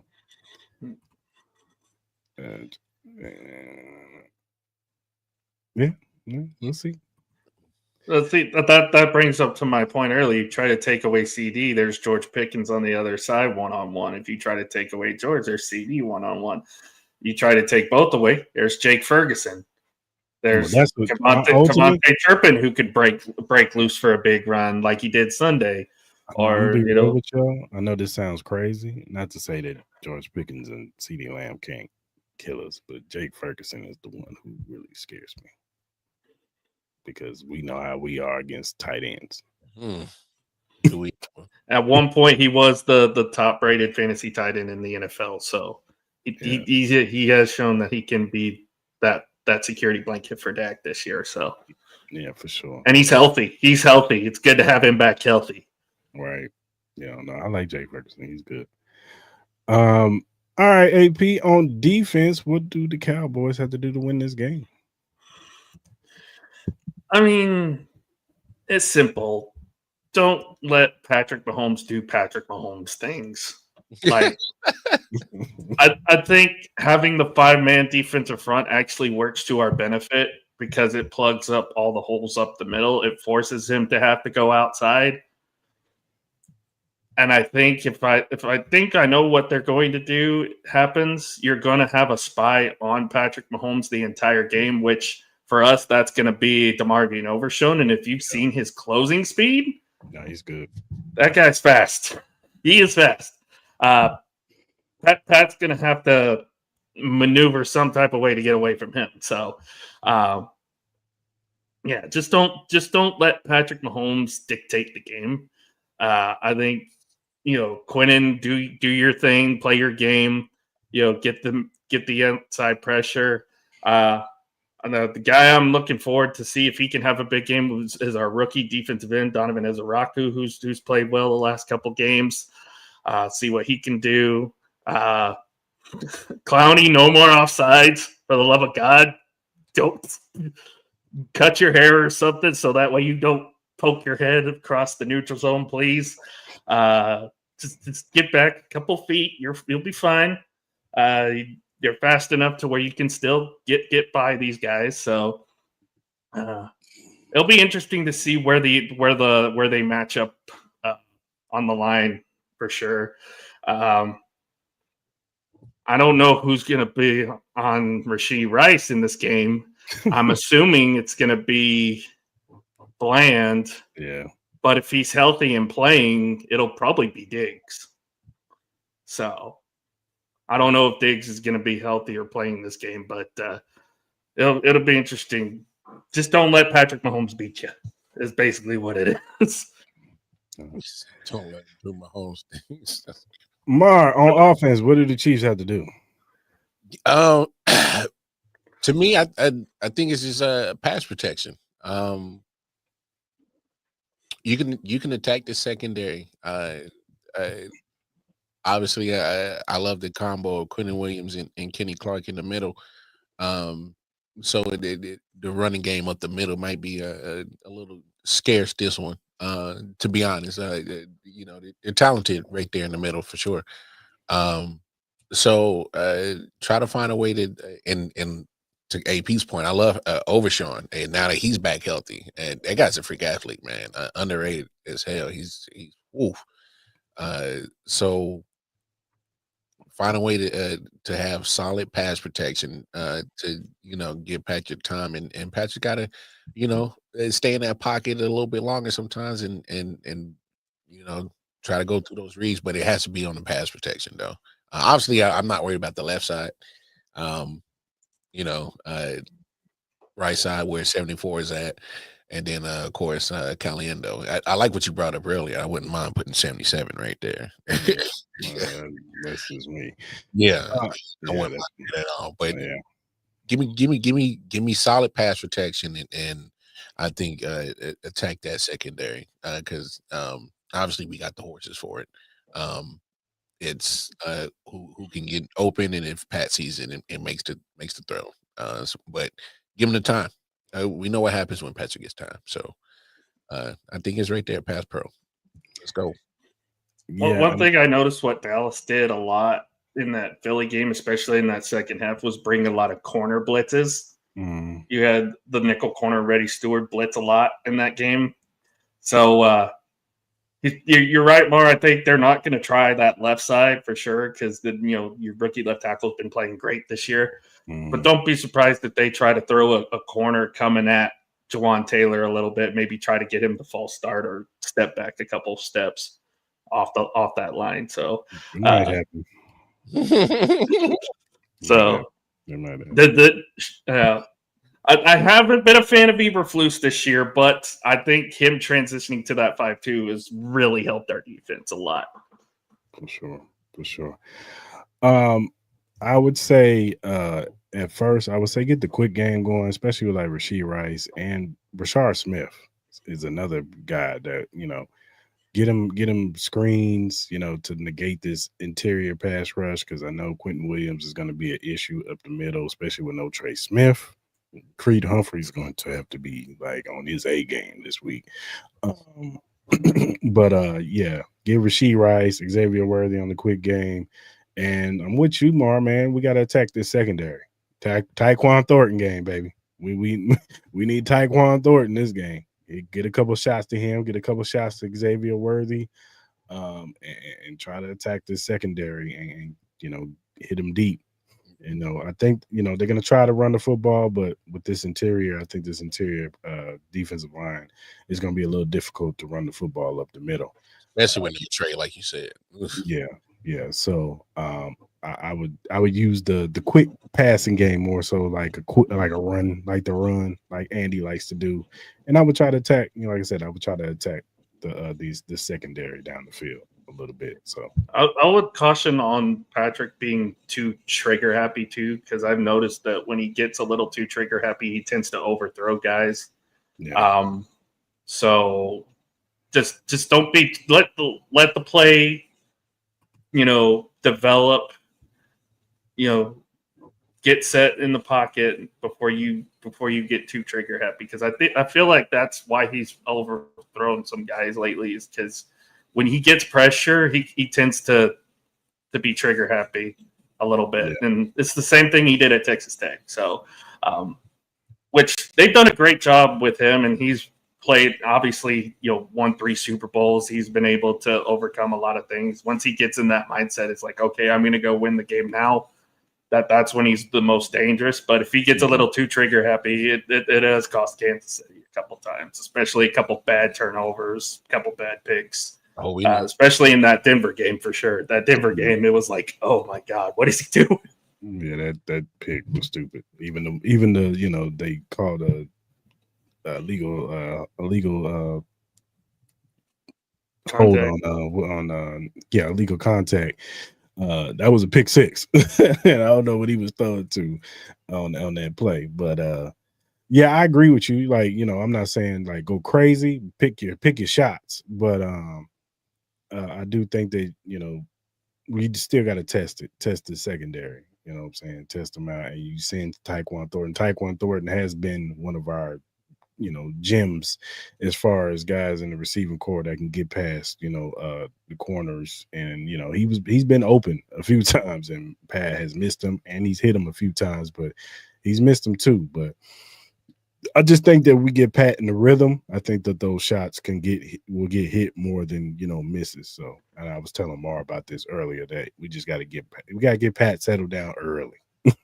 Andy got to get him settled early. So I think that's the one way we can take shots down the field. So all right, AP, who are some X factors that you're looking at for this game? So I'll give one on each side of the ball. Obviously, for the defense is Quentin Williams. Get the pressure up the middle. Get Pat uncomfortable. Get him moving to the outside a little bit. Don't let him get too comfortable in the pocket or outside the pocket. Keep him contained. But yeah, Quentin Williams up the middle, I think, is going to be the X factor on defense. And then on offense, I'll say George Pickens, because we've seen even in double coverage, he's hard to stop. So I think GP could have a really good game on Thursday as well. So for sure. What you got, Mar? On defense, I'm actually going with position safeties. I love Brian Cook's game. Had a great game last week. I thought he had. Love what he was doing. Very physical. Definitely at the line of scrimmage to help against Jonathan Taylor. But I also love the fact that I saw some Jaden Hicks in there. On some Ty Warren too. I saw some Jaden Hicks in there. So I'm looking at the safety, see what they can do against Jake Ferguson, and as well as make sure their communication is on point, because it is CD Lamb and George Pickens over there. So making sure that their communication is at an elite level. Corner wise, I'm not too worried about because Jalen Watson's been balling. He has been playing really good. He's gone next year. I know, he might be a Cowboy next year. Hey, somebody about to throw in the bag, but no, he's having a great. You do have a good salary cap this year, so obviously, and obviously McDuffie. So I'm looking at the safeties on defense. On offense, Caliendo, this up. Don't you F this up. Hey, this is a disclaimer. All right, Andy Reid. If you see him struggling early, get him up out of there. Don't wait till Quentin Williams is already 2-3 sacks in, or Kenny Clark is 2.5 sacks in. Don't wait. I'm letting you know right now. Do not wait to pull the trigger on moving his ass up out of there and go into the plan that C brought up and put it in Jalen Moore. Don't you hesitate. Please don't. Don't F this up. I'm going to have some good food, some good liquor, some good company on Thanksgiving. If you F this up, Caliendo, oh my God, I'm going to be so pissed off, dog. Don't you mess up my apple pie, my bread pudding with those stinking ass football play. I'm telling you, bro. Don't do this to me, dog. Not on Thanksgiving, bro. I'm with you on the offense. I'm taking both guards because I think that they're going to move Quentin Williams around. They're going to test Kingsley because he's still young. He's still fresh at the guard position. He's been playing amazing, but he's still fresh. And then I'm with you, Caliendo. I'm more scared about Caliendo than I am Kingsley. Lord.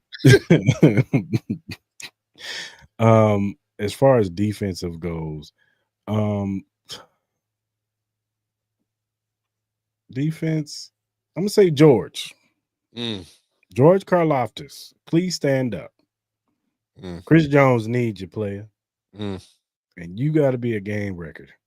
Win your one-on-ones, player. Show is getting paid. Like, I'm just saying, win your one-on-ones, man, because you know they're gonna double team Chris Jones. So win your one-on-ones. There's a corner I would have paid before you.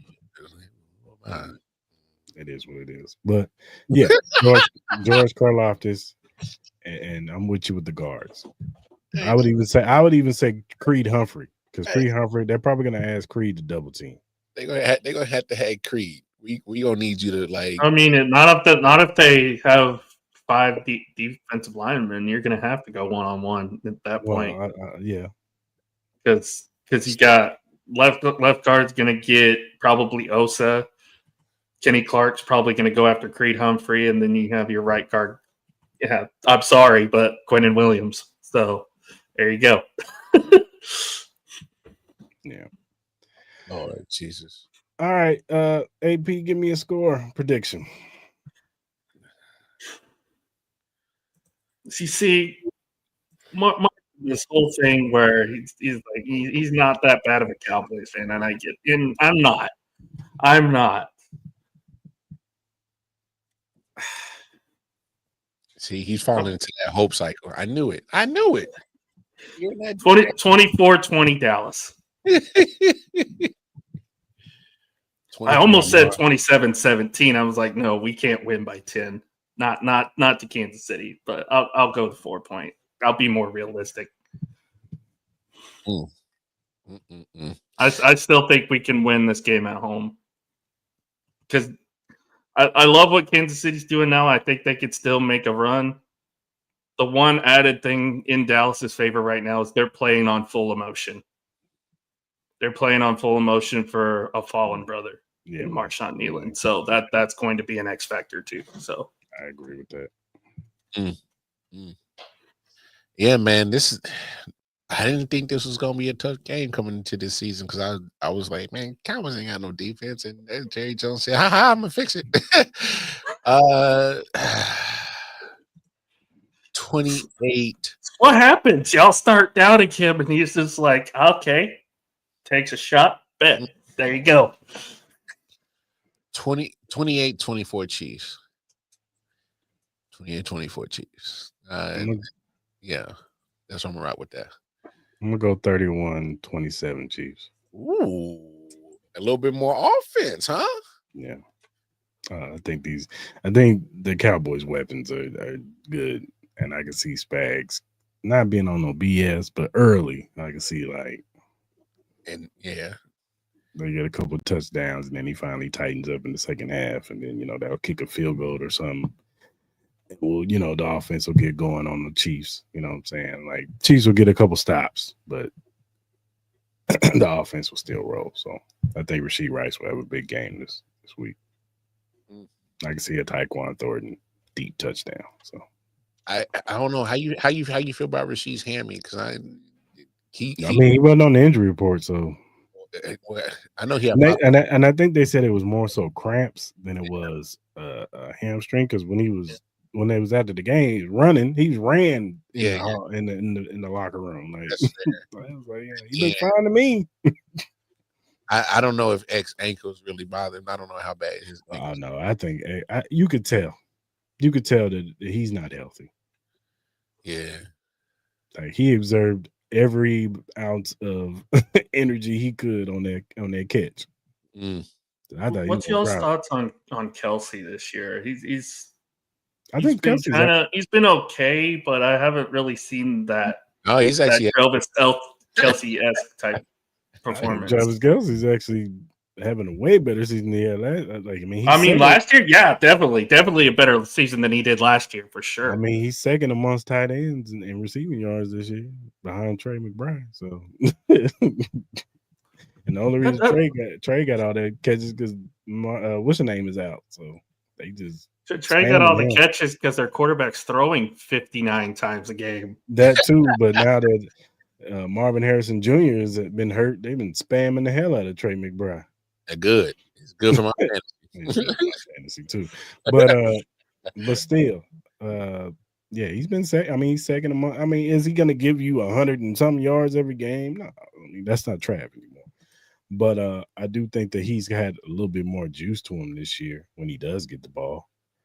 And so Trav is fine. We don't need Trav to be that no more. That's what he got that extra motivation. So that's Rasheed Rice's job now. Rasheed's it really I feel like your offense completely changed when Rasheed came back. Yeah. Like once he came back, the offense was a little bit more fluid. It was a little bit more, you have to fluid. He's a number one guy for sure. Rasheed Rice is a number one guy, hands down. Fluid-ish. They still got some things. They still got some kinks to work. And I just think it's more so play calling. And y'all know Buffalo was just weird. They was just as long as Juju not being Juju, I think you'll be fine. Nah, get back to the TikTok dances, man, so we get some mojo going, bro. Yeah. No, Juju's he's always there when we need a big third down catch or something. All right, AP, man, we appreciate you coming on the show, man, and giving us your perspective on the Cowboys and the NFC East. It should be a good game on Thursday, man. May the best team win. Tell everybody where they can follow you at and see all your content. You can find me at Peralez30 on X, Twitter, whatever you want to call it. I'm also on TikTok if you want to follow me there. I am on Recroom Sports Hub, which will be doing a show tonight, our Thanksgiving show tonight. Also, we'll be doing our Lock It In Thanksgiving special tomorrow night. Fun fact on that show, a couple weeks ago, I started a trend where I pick against the team I root for. It started with the Volunteers because I'm an OU fan. It started with the Tennessee Volunteers, and OU won that game. And then I picked Alabama, and then OU won that game. And then I picked Missouri last week, and OU won that game. Ugh. I picked Philadelphia on Sunday, and Dallas won that. So I'm 4 for 4 right now. So you know what I'm going to be doing tomorrow. Sorry, guys. Pick the Cowboys, man. Yeah, this. I'm talking about Missouri. All right, AP, man. Appreciate you coming on the show, man. We have to bring you back in the future, man. Hey, thank you for having me. This was awesome. For sure, man. Peace out. Yeah, man. Don't want to talk about Missouri. Hey, Amar Hardy, man. Leave, man. Get the hell up out of there, dog. Get up out of there, man. They wasting you, dog. Drink doing you dirty. Get up out of there, bro. And Bo, man, I know Bo was rusty, but it was just like there's no creativity in this offense. They act like they were scared for him to throw the football. Shit, the way he unless they needed it. The way he be making decisions, I would be too. Yeah, you saw my on Twitter, I was like, "Hey man, put Zollis back in, dog." Not for real. Put Zollis back in, dog. Yeah. It's crazy, bro. I'm hurt with Mizzou, man. And it's been all season. That's how the games have went. No consistency. Because the defense has been balling. Like help them. They over there screaming for help. Help us. Just help us. Balling. They made Mater look like nothing. He had the broken coverage touchdown, and then they drove down on that one drive. Other than that, he did nothing. Especially in the second half, he didn't do a damn thing. Well, you've been noticing the Missouri Tigers putting a lot of defensive players in the NFL lately. Just saying. No, of course. I want Zion. What's his name? Zion Young. I want him on the Chiefs. He a dog. Just saying. That dude is a dog. We need that on the defensive side. We need a dog. Just saying. We need a dog. All right, man. Let's talk about Week 12 NFL. Yeah. Let's see. One thing that wasn't on my bingo card was Jameis Winston catching the touchdown. But I saw that play. I said, "What?" I'm sorry. I would have told that defensive back, you gotta sit out the rest of the game. Just give me your helmets and your pads, man. Go in the showers. Sit out the rest of the game. No, we're putting you on waivers in the middle of the game, bro. You know, Jameis Winston. Not only did he catch the ball and moss your ass, and he then threw you. He threw you out of bounds. He threw you out of bounds, dog. Get off me. Ran it in for a touchdown. Yeah, pack your bags, dog. Yeah, they even showed the Chiefs and the Baltimore Ravens during the game watching it. Dog. Yeah, sit down, bro. Yeah, you ain't got no job no more. I'm sorry. Look, man, the Ravens won, but Lamar Jackson don't look right. Ain't been looking good. Ain't been looking good. I don't think he healthy, man. Now they said his toe. I know he practiced a little bit today, but it ain't. They coming. Look, they got control of the North now. They do. They're on top of the North. We knew that was going to happen. Yeah, we knew that. But it was a bums. I don't like their chances against the best of the top of the AFC. I don't either. Their defense has been playing better, though. That's fine. But when Lamar ain't playing good, they don't do good. They don't. They just played the Jets last week. I think if they played like the Patriots or somebody last week, they would have lost. Cooked. They would have lost. Cooked. What do I want to talk about? Trevor Lawrence, count your days, brother. I've been trying to tell people that dude is a fraud. I've been trying to tell them. Trevor Lawrence, count your damn days. Kris Kringle, brother. You are terrible. They should have lost that game. They should have. Yeah. 3 interceptions. 3 picks. And they still won the game in overtime. It was their opponent. hey, Kevin Stefanski, you are a bum, dog. Hey, bro, stop. You are a piece of trash. I just want to let you know that right now. You said piece of trash is crazy. In my Stone Cold Steve Austin voice. Piece of trash. Damn. You shout out everybody in the locker room and then say, oh, by the way, the rookie started. Good job, Shador. Hey, it does sound like such a hater tone of voice, change of voice, didn't it? Like, you'll never beat the allegations, bro. Nah, that's tough. That's tough now. Because perception is everything. That sounded like I don't like you, bro. I'm a hater, bro. Like, he ignored it. Like, usually you'll see a coach if the Shador won the and I'm not sitting there acting like Shador was just amazing. He had a solid outing. Yeah. And you can tell that the team is excited. At least that motherfucker can throw the football down the field. You saw that throw, which he probably should have scored, but you saw that throw down the field. He was taking a couple deep shots down the field. Dylan Gabriel could never do that.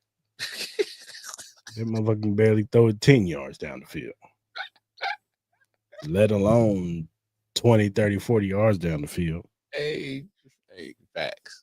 Now you right. I ain't even got to speak on it. And the Raiders, man. Jesus. Man. What took y'all so long to fire Chip Kelly? I would have fired his ass after the Chiefs game. Should have never hired him. I've been said that. He's terrible. Shouldn't have hired Pete Carroll either. Pete got to go too, man. He old, man. Damn, bro. Already? And look, nothing does me more joy than to see the Raiders organization still be the Raiders organization. I love it. Because Mark Davis, he looks like he cares more about the Las Vegas Aces than he does the Las Vegas Raiders.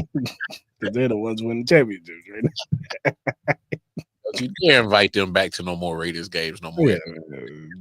Contaminating them with that filth. The disrespect. They might need to switch stadiums. You know what I'm saying? Put the Aces games in the Raiders stadium and let the Raiders play in that where the Aces play it. Hey, that's crazy, bro.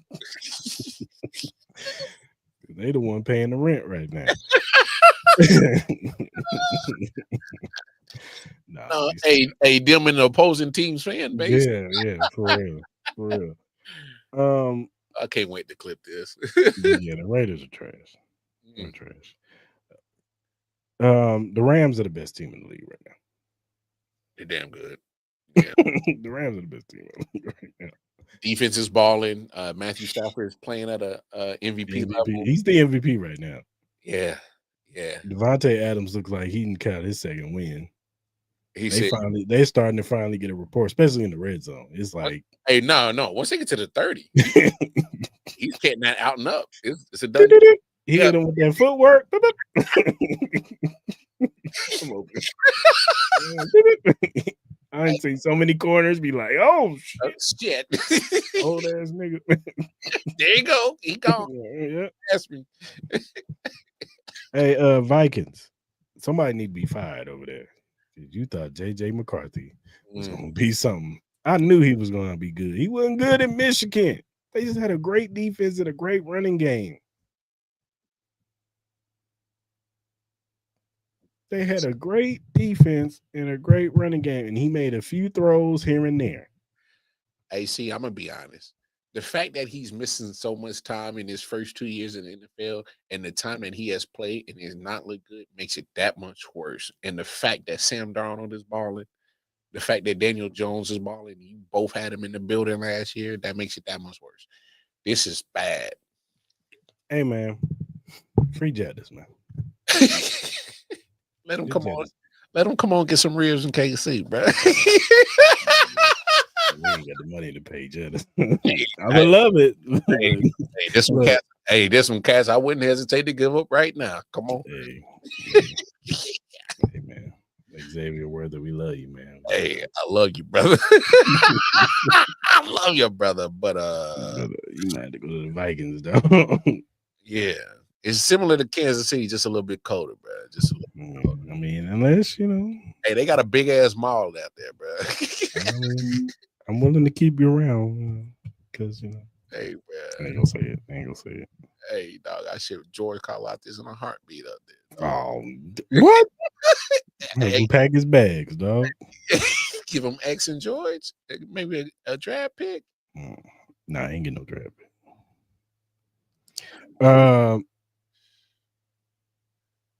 The Lions, y'all got lucky, man. True. Thank your lucky stars. You got Jahmyr Gibbs, aka Jamar Charles 2.0. Because that's who he reminds me of. He's too damn good, bro. He's a walking touchdown at any blade of grass. He get a sliver of a hole, he's gone. You're not catching him. That man outran somebody at an angle. Gone. I ain't seen nobody do that since Chris Johnson or Jamal Charles. Angle killers. Yeah. Every time we saw Jamal Charles run, if he had a hole, it was like touchdown. Every time, oh, that's touchdown. Anybody catching him? No. He running past everybody, and that's Jahmyr Gibbs. Yeah, he's a problem. He's a problem. But the Lions defense, whew, that's gonna be the reason why y'all don't make might not make the playoffs. But if y'all make the playoffs, that's the reason why y'all not make the Super Bowl. Damn. Y'all need to make some changes on that defensive side. And Buffalo. Hey, Buffalo, come here real quick. Count your days. Sean McDermott, it's over. Hey, don't do it. Brandon Beane, it's over. Don't do it. Y'all are wasting Josh Allen. Don't do it. It was cute. Y'all signed Brandon Cooks because y'all think that's gonna save y'all. That was cute. That's cute. He gonna be better than what you got right now, but that was cute. Y'all defense suck. Your offensive line got mud stomped the other day. I mean, that is Houston, though, bro. I know. I'm just saying. They supposed to have one of the better offensive line. True. That's what they talk about. And they keep not giving the ball to James Cook. My man ran a touchdown in, and he barely got the ball. That don't make no sense to me. I would continue to do this. Josh Allen makes something happen offense, and you see what happens. Baby. 3 turnovers, 2 picks, and a fumble. It's an elite defense. Why would you do that? And it's not just their front seven, though. They got a nice secondary too. Elite defense. Why would you try to think one man would be that elite defense? Their linebackers are really good. Let me ask you something, Mo. Is the Bears fraudulent? I don't know, bro. We're gonna find out this week, though. Yeah, because that defense gonna put them up the test for sure. We're gonna find out. I don't know. Any type of success that they get on defense, I'm not surprised. It's because we see what the Eagles' offense is. But I don't know if I trust Caleb Williams against this defense, bro. We're gonna see. We're gonna see. Because if they win, ooh, boy, hey, Philly Nation already in shambles as it is, bro. Let them lose that game, bro. Oh, let Caleb Williams go out there and beat y'all. Boy. DJ Moore and Rome Odunze. Hey, now I can see the Philly fans. Y'all got beat by a nail polisher. What the hell is going on? They gonna be crashing out, throwing cheesesteaks all over the place. Get Nick Sirianni the fuck out of here. He's drawn. He's drawn. He's drawn. You know, that's what they be saying. He's drawn. Nut ass nigga. Hey, Joel. Hey, we done, man. Hey, it's been real, y'all. Yeah. No, I got one more. Panthers, y'all broke my heart. Hey, stop. Hey, I wasn't gonna bring it up. No, I'm bringing it up. Panthers, y'all brought me up. Bring it up. Brock Purdy was trying to give y'all the game. He was giving out gifts. Early Christmas from Brock Purdy. All he needed was a beard and the red Santa Claus suit. Bruh, that offense. 3 gifts. You know what it was? Couldn't capitalize on none of them. You know what it was? Dave Canales outsmarted himself. Why did you not feed Rico Dotto? I agree. They kept trying to throw. No, let Rico get busy. Rico was getting busy. You only gave him 6 carries. What are you doing? Come on, bro. You saw what this man's been doing all season. If you feed him, he's been killing cats. Yes. He's been over here making me looking foolish in the damn chat with damn Cris every damn weekend. Oh, look at the Panthers. Oh, look at the Panthers. Yeah, come on. Dog. I need that take to die. Right. And then the damn Buccaneers can't stay healthy. They over here about to let them back in the damn division and shit. I'm like, come on. Bryce. You cannot throw a pick in the red zone. Hey, man. Bryce been Jekyll and Hyde all season, bro.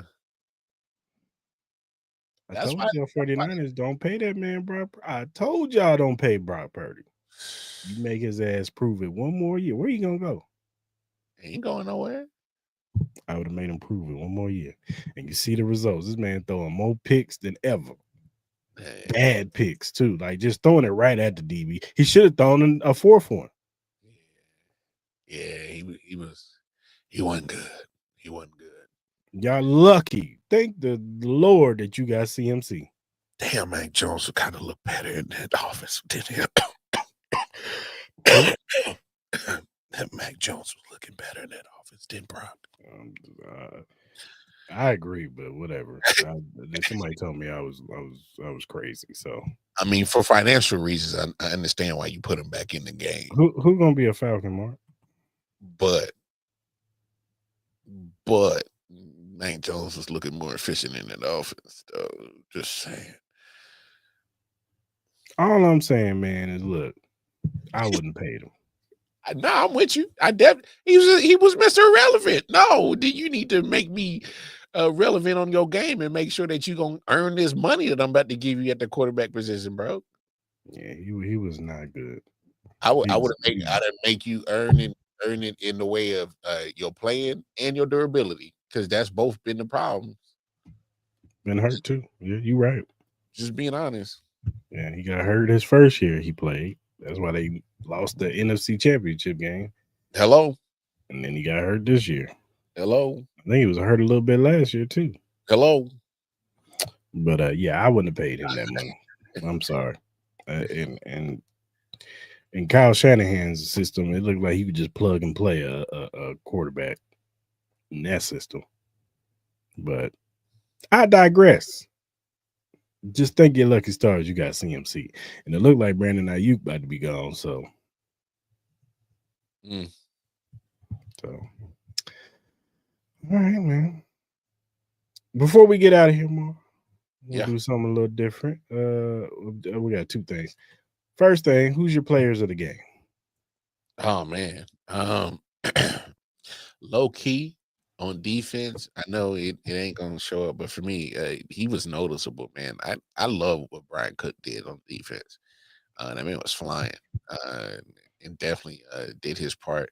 You know, obviously the low hanging fruit is Cris on the defense, but I love what Brian Cook did. He was around the football a lot, and he was giving Michael Pittman hell. Like every time he was getting the football, he's getting hit by Brian Cook, and I'm like, hell, did he do something to you, bro? Keep hitting him. Yeah, just keep hitting him. Shit, keep hitting him. Offense, man. Obviously, I will take the low hanging fruit on this one, man. I love what Rashid did, man. That man, hey, you feed your number one. Hey, he's supposed to get 12 targets. He's supposed to get 12 targets. I mean, so sometimes Andy just outthinks himself. Sometimes he be like, they're gonna take him away, so I'm gonna take him away. Like, no, fool, give him the ball. No, he's your dog for a reason. You let him eat. So, hey, love this game, and hey, man, his favorite drink gotta be yak, because the way he getting them yak yards, baby, I love it. I love it. Especially in the fourth and the overtime. What?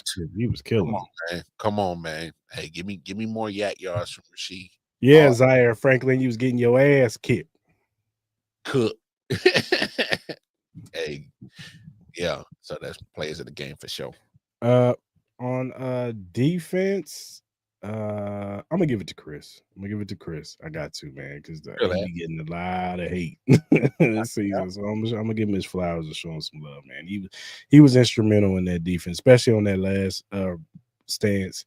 He was getting the crowd hype, and he went out there and got a stop. Delivered. On offense, I'm gonna go with Kareem, man. I gotta go with Big Reem, dog. You know what I'm saying? 30 carries, 100 yards, 104 yards. Man, they ran his body into the ground.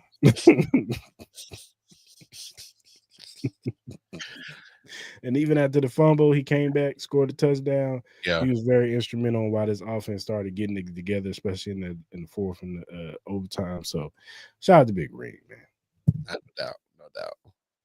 And before I get you out of here, I just gotta ask you one question, Mark. Thanksgiving is coming up. Yeah.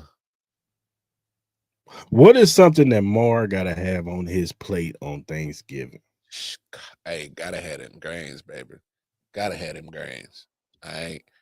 It's a must.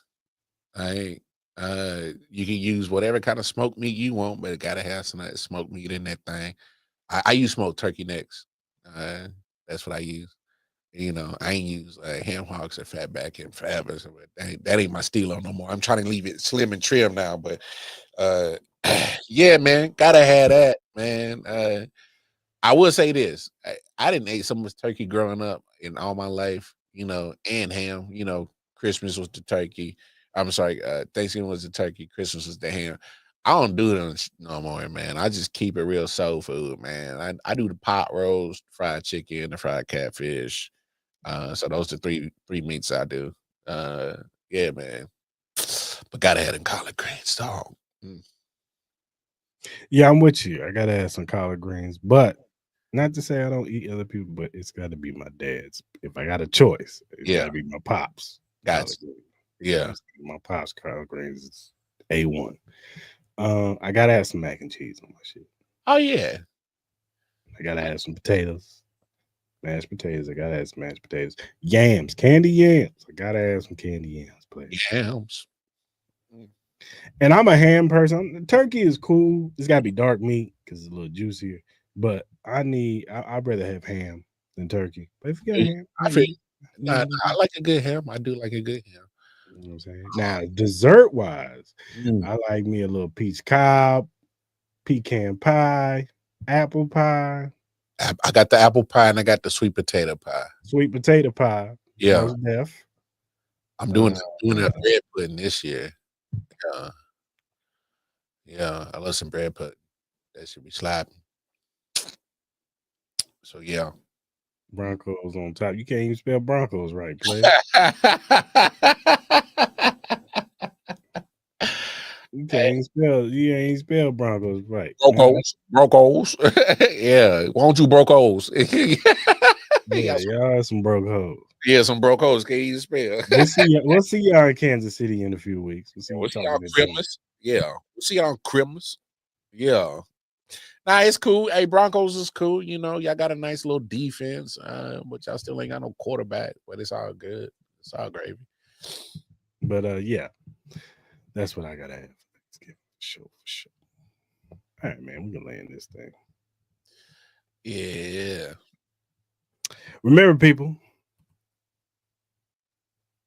go get your Chiefs Keenan Red Friday shirts. You could scan this little QR code right here, or you can go to any of our social media and you'll see the Printify link to our t-shirts, and you can go get it. We got other t-shirts on there too, but we're pushing these Chief Keenan Red Fridays because we want y'all to look fresh on Red Friday. You know what I'm saying? Sure. And you can wear it. You ain't gotta wear it just on Friday. You can wear it on game day. You know what I'm saying? So go on and get your shirt, man. I'm gonna need that in a hoodie though. I think I'm gonna do that soon. Yeah, because it's gonna start getting real chilly around this joint, around these parts real quick and easy. So I love my hoodies. So I need more hoodie collection. So for sure.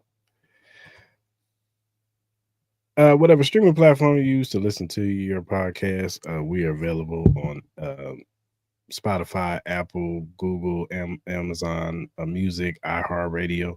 We're available on all streaming platforms.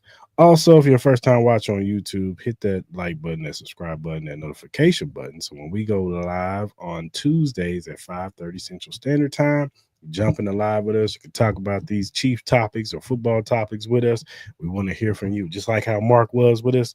We want y'all to be up in here too with him. You know what I'm saying? Interacting, giving your opinion. Agree with us, disagree with us.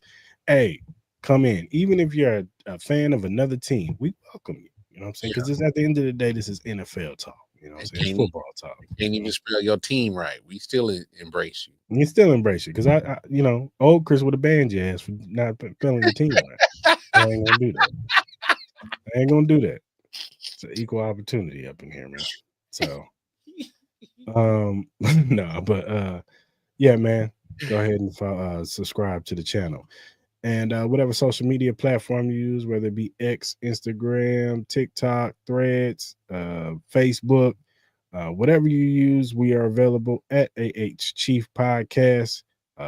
Follow us, we'll follow you back. We're not Hollywood over here, Joe. You been slipping, bro. Joe, I know. Slipping, man. Hopefully you're okay. You know what I'm saying? If there's some family issues or something going on with you, prayers to you, player. But if you just missing shows just to be missing shows, brother, yeah, man, you might have a talk in HR. Yeah, we don't need you drowning your sorrows in no Parmesan, bro. We don't need it.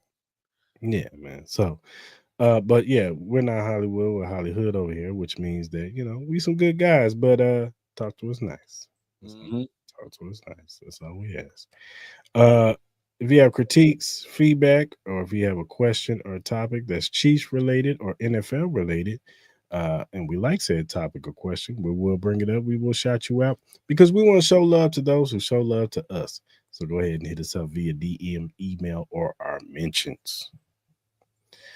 All right, Chiefs Kingdom. Hope y'all have a good Thanksgiving and the rest of your week. Hopefully, we're celebrating a victory on Thursday, and we got the rest of the week to just celebrate.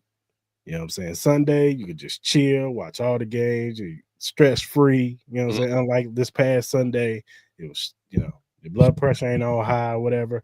And we get ready for the following week when we face the Houston Texans. So it's gonna be a tough one. But until next week, people, have a great Thanksgiving, and we out. Holla.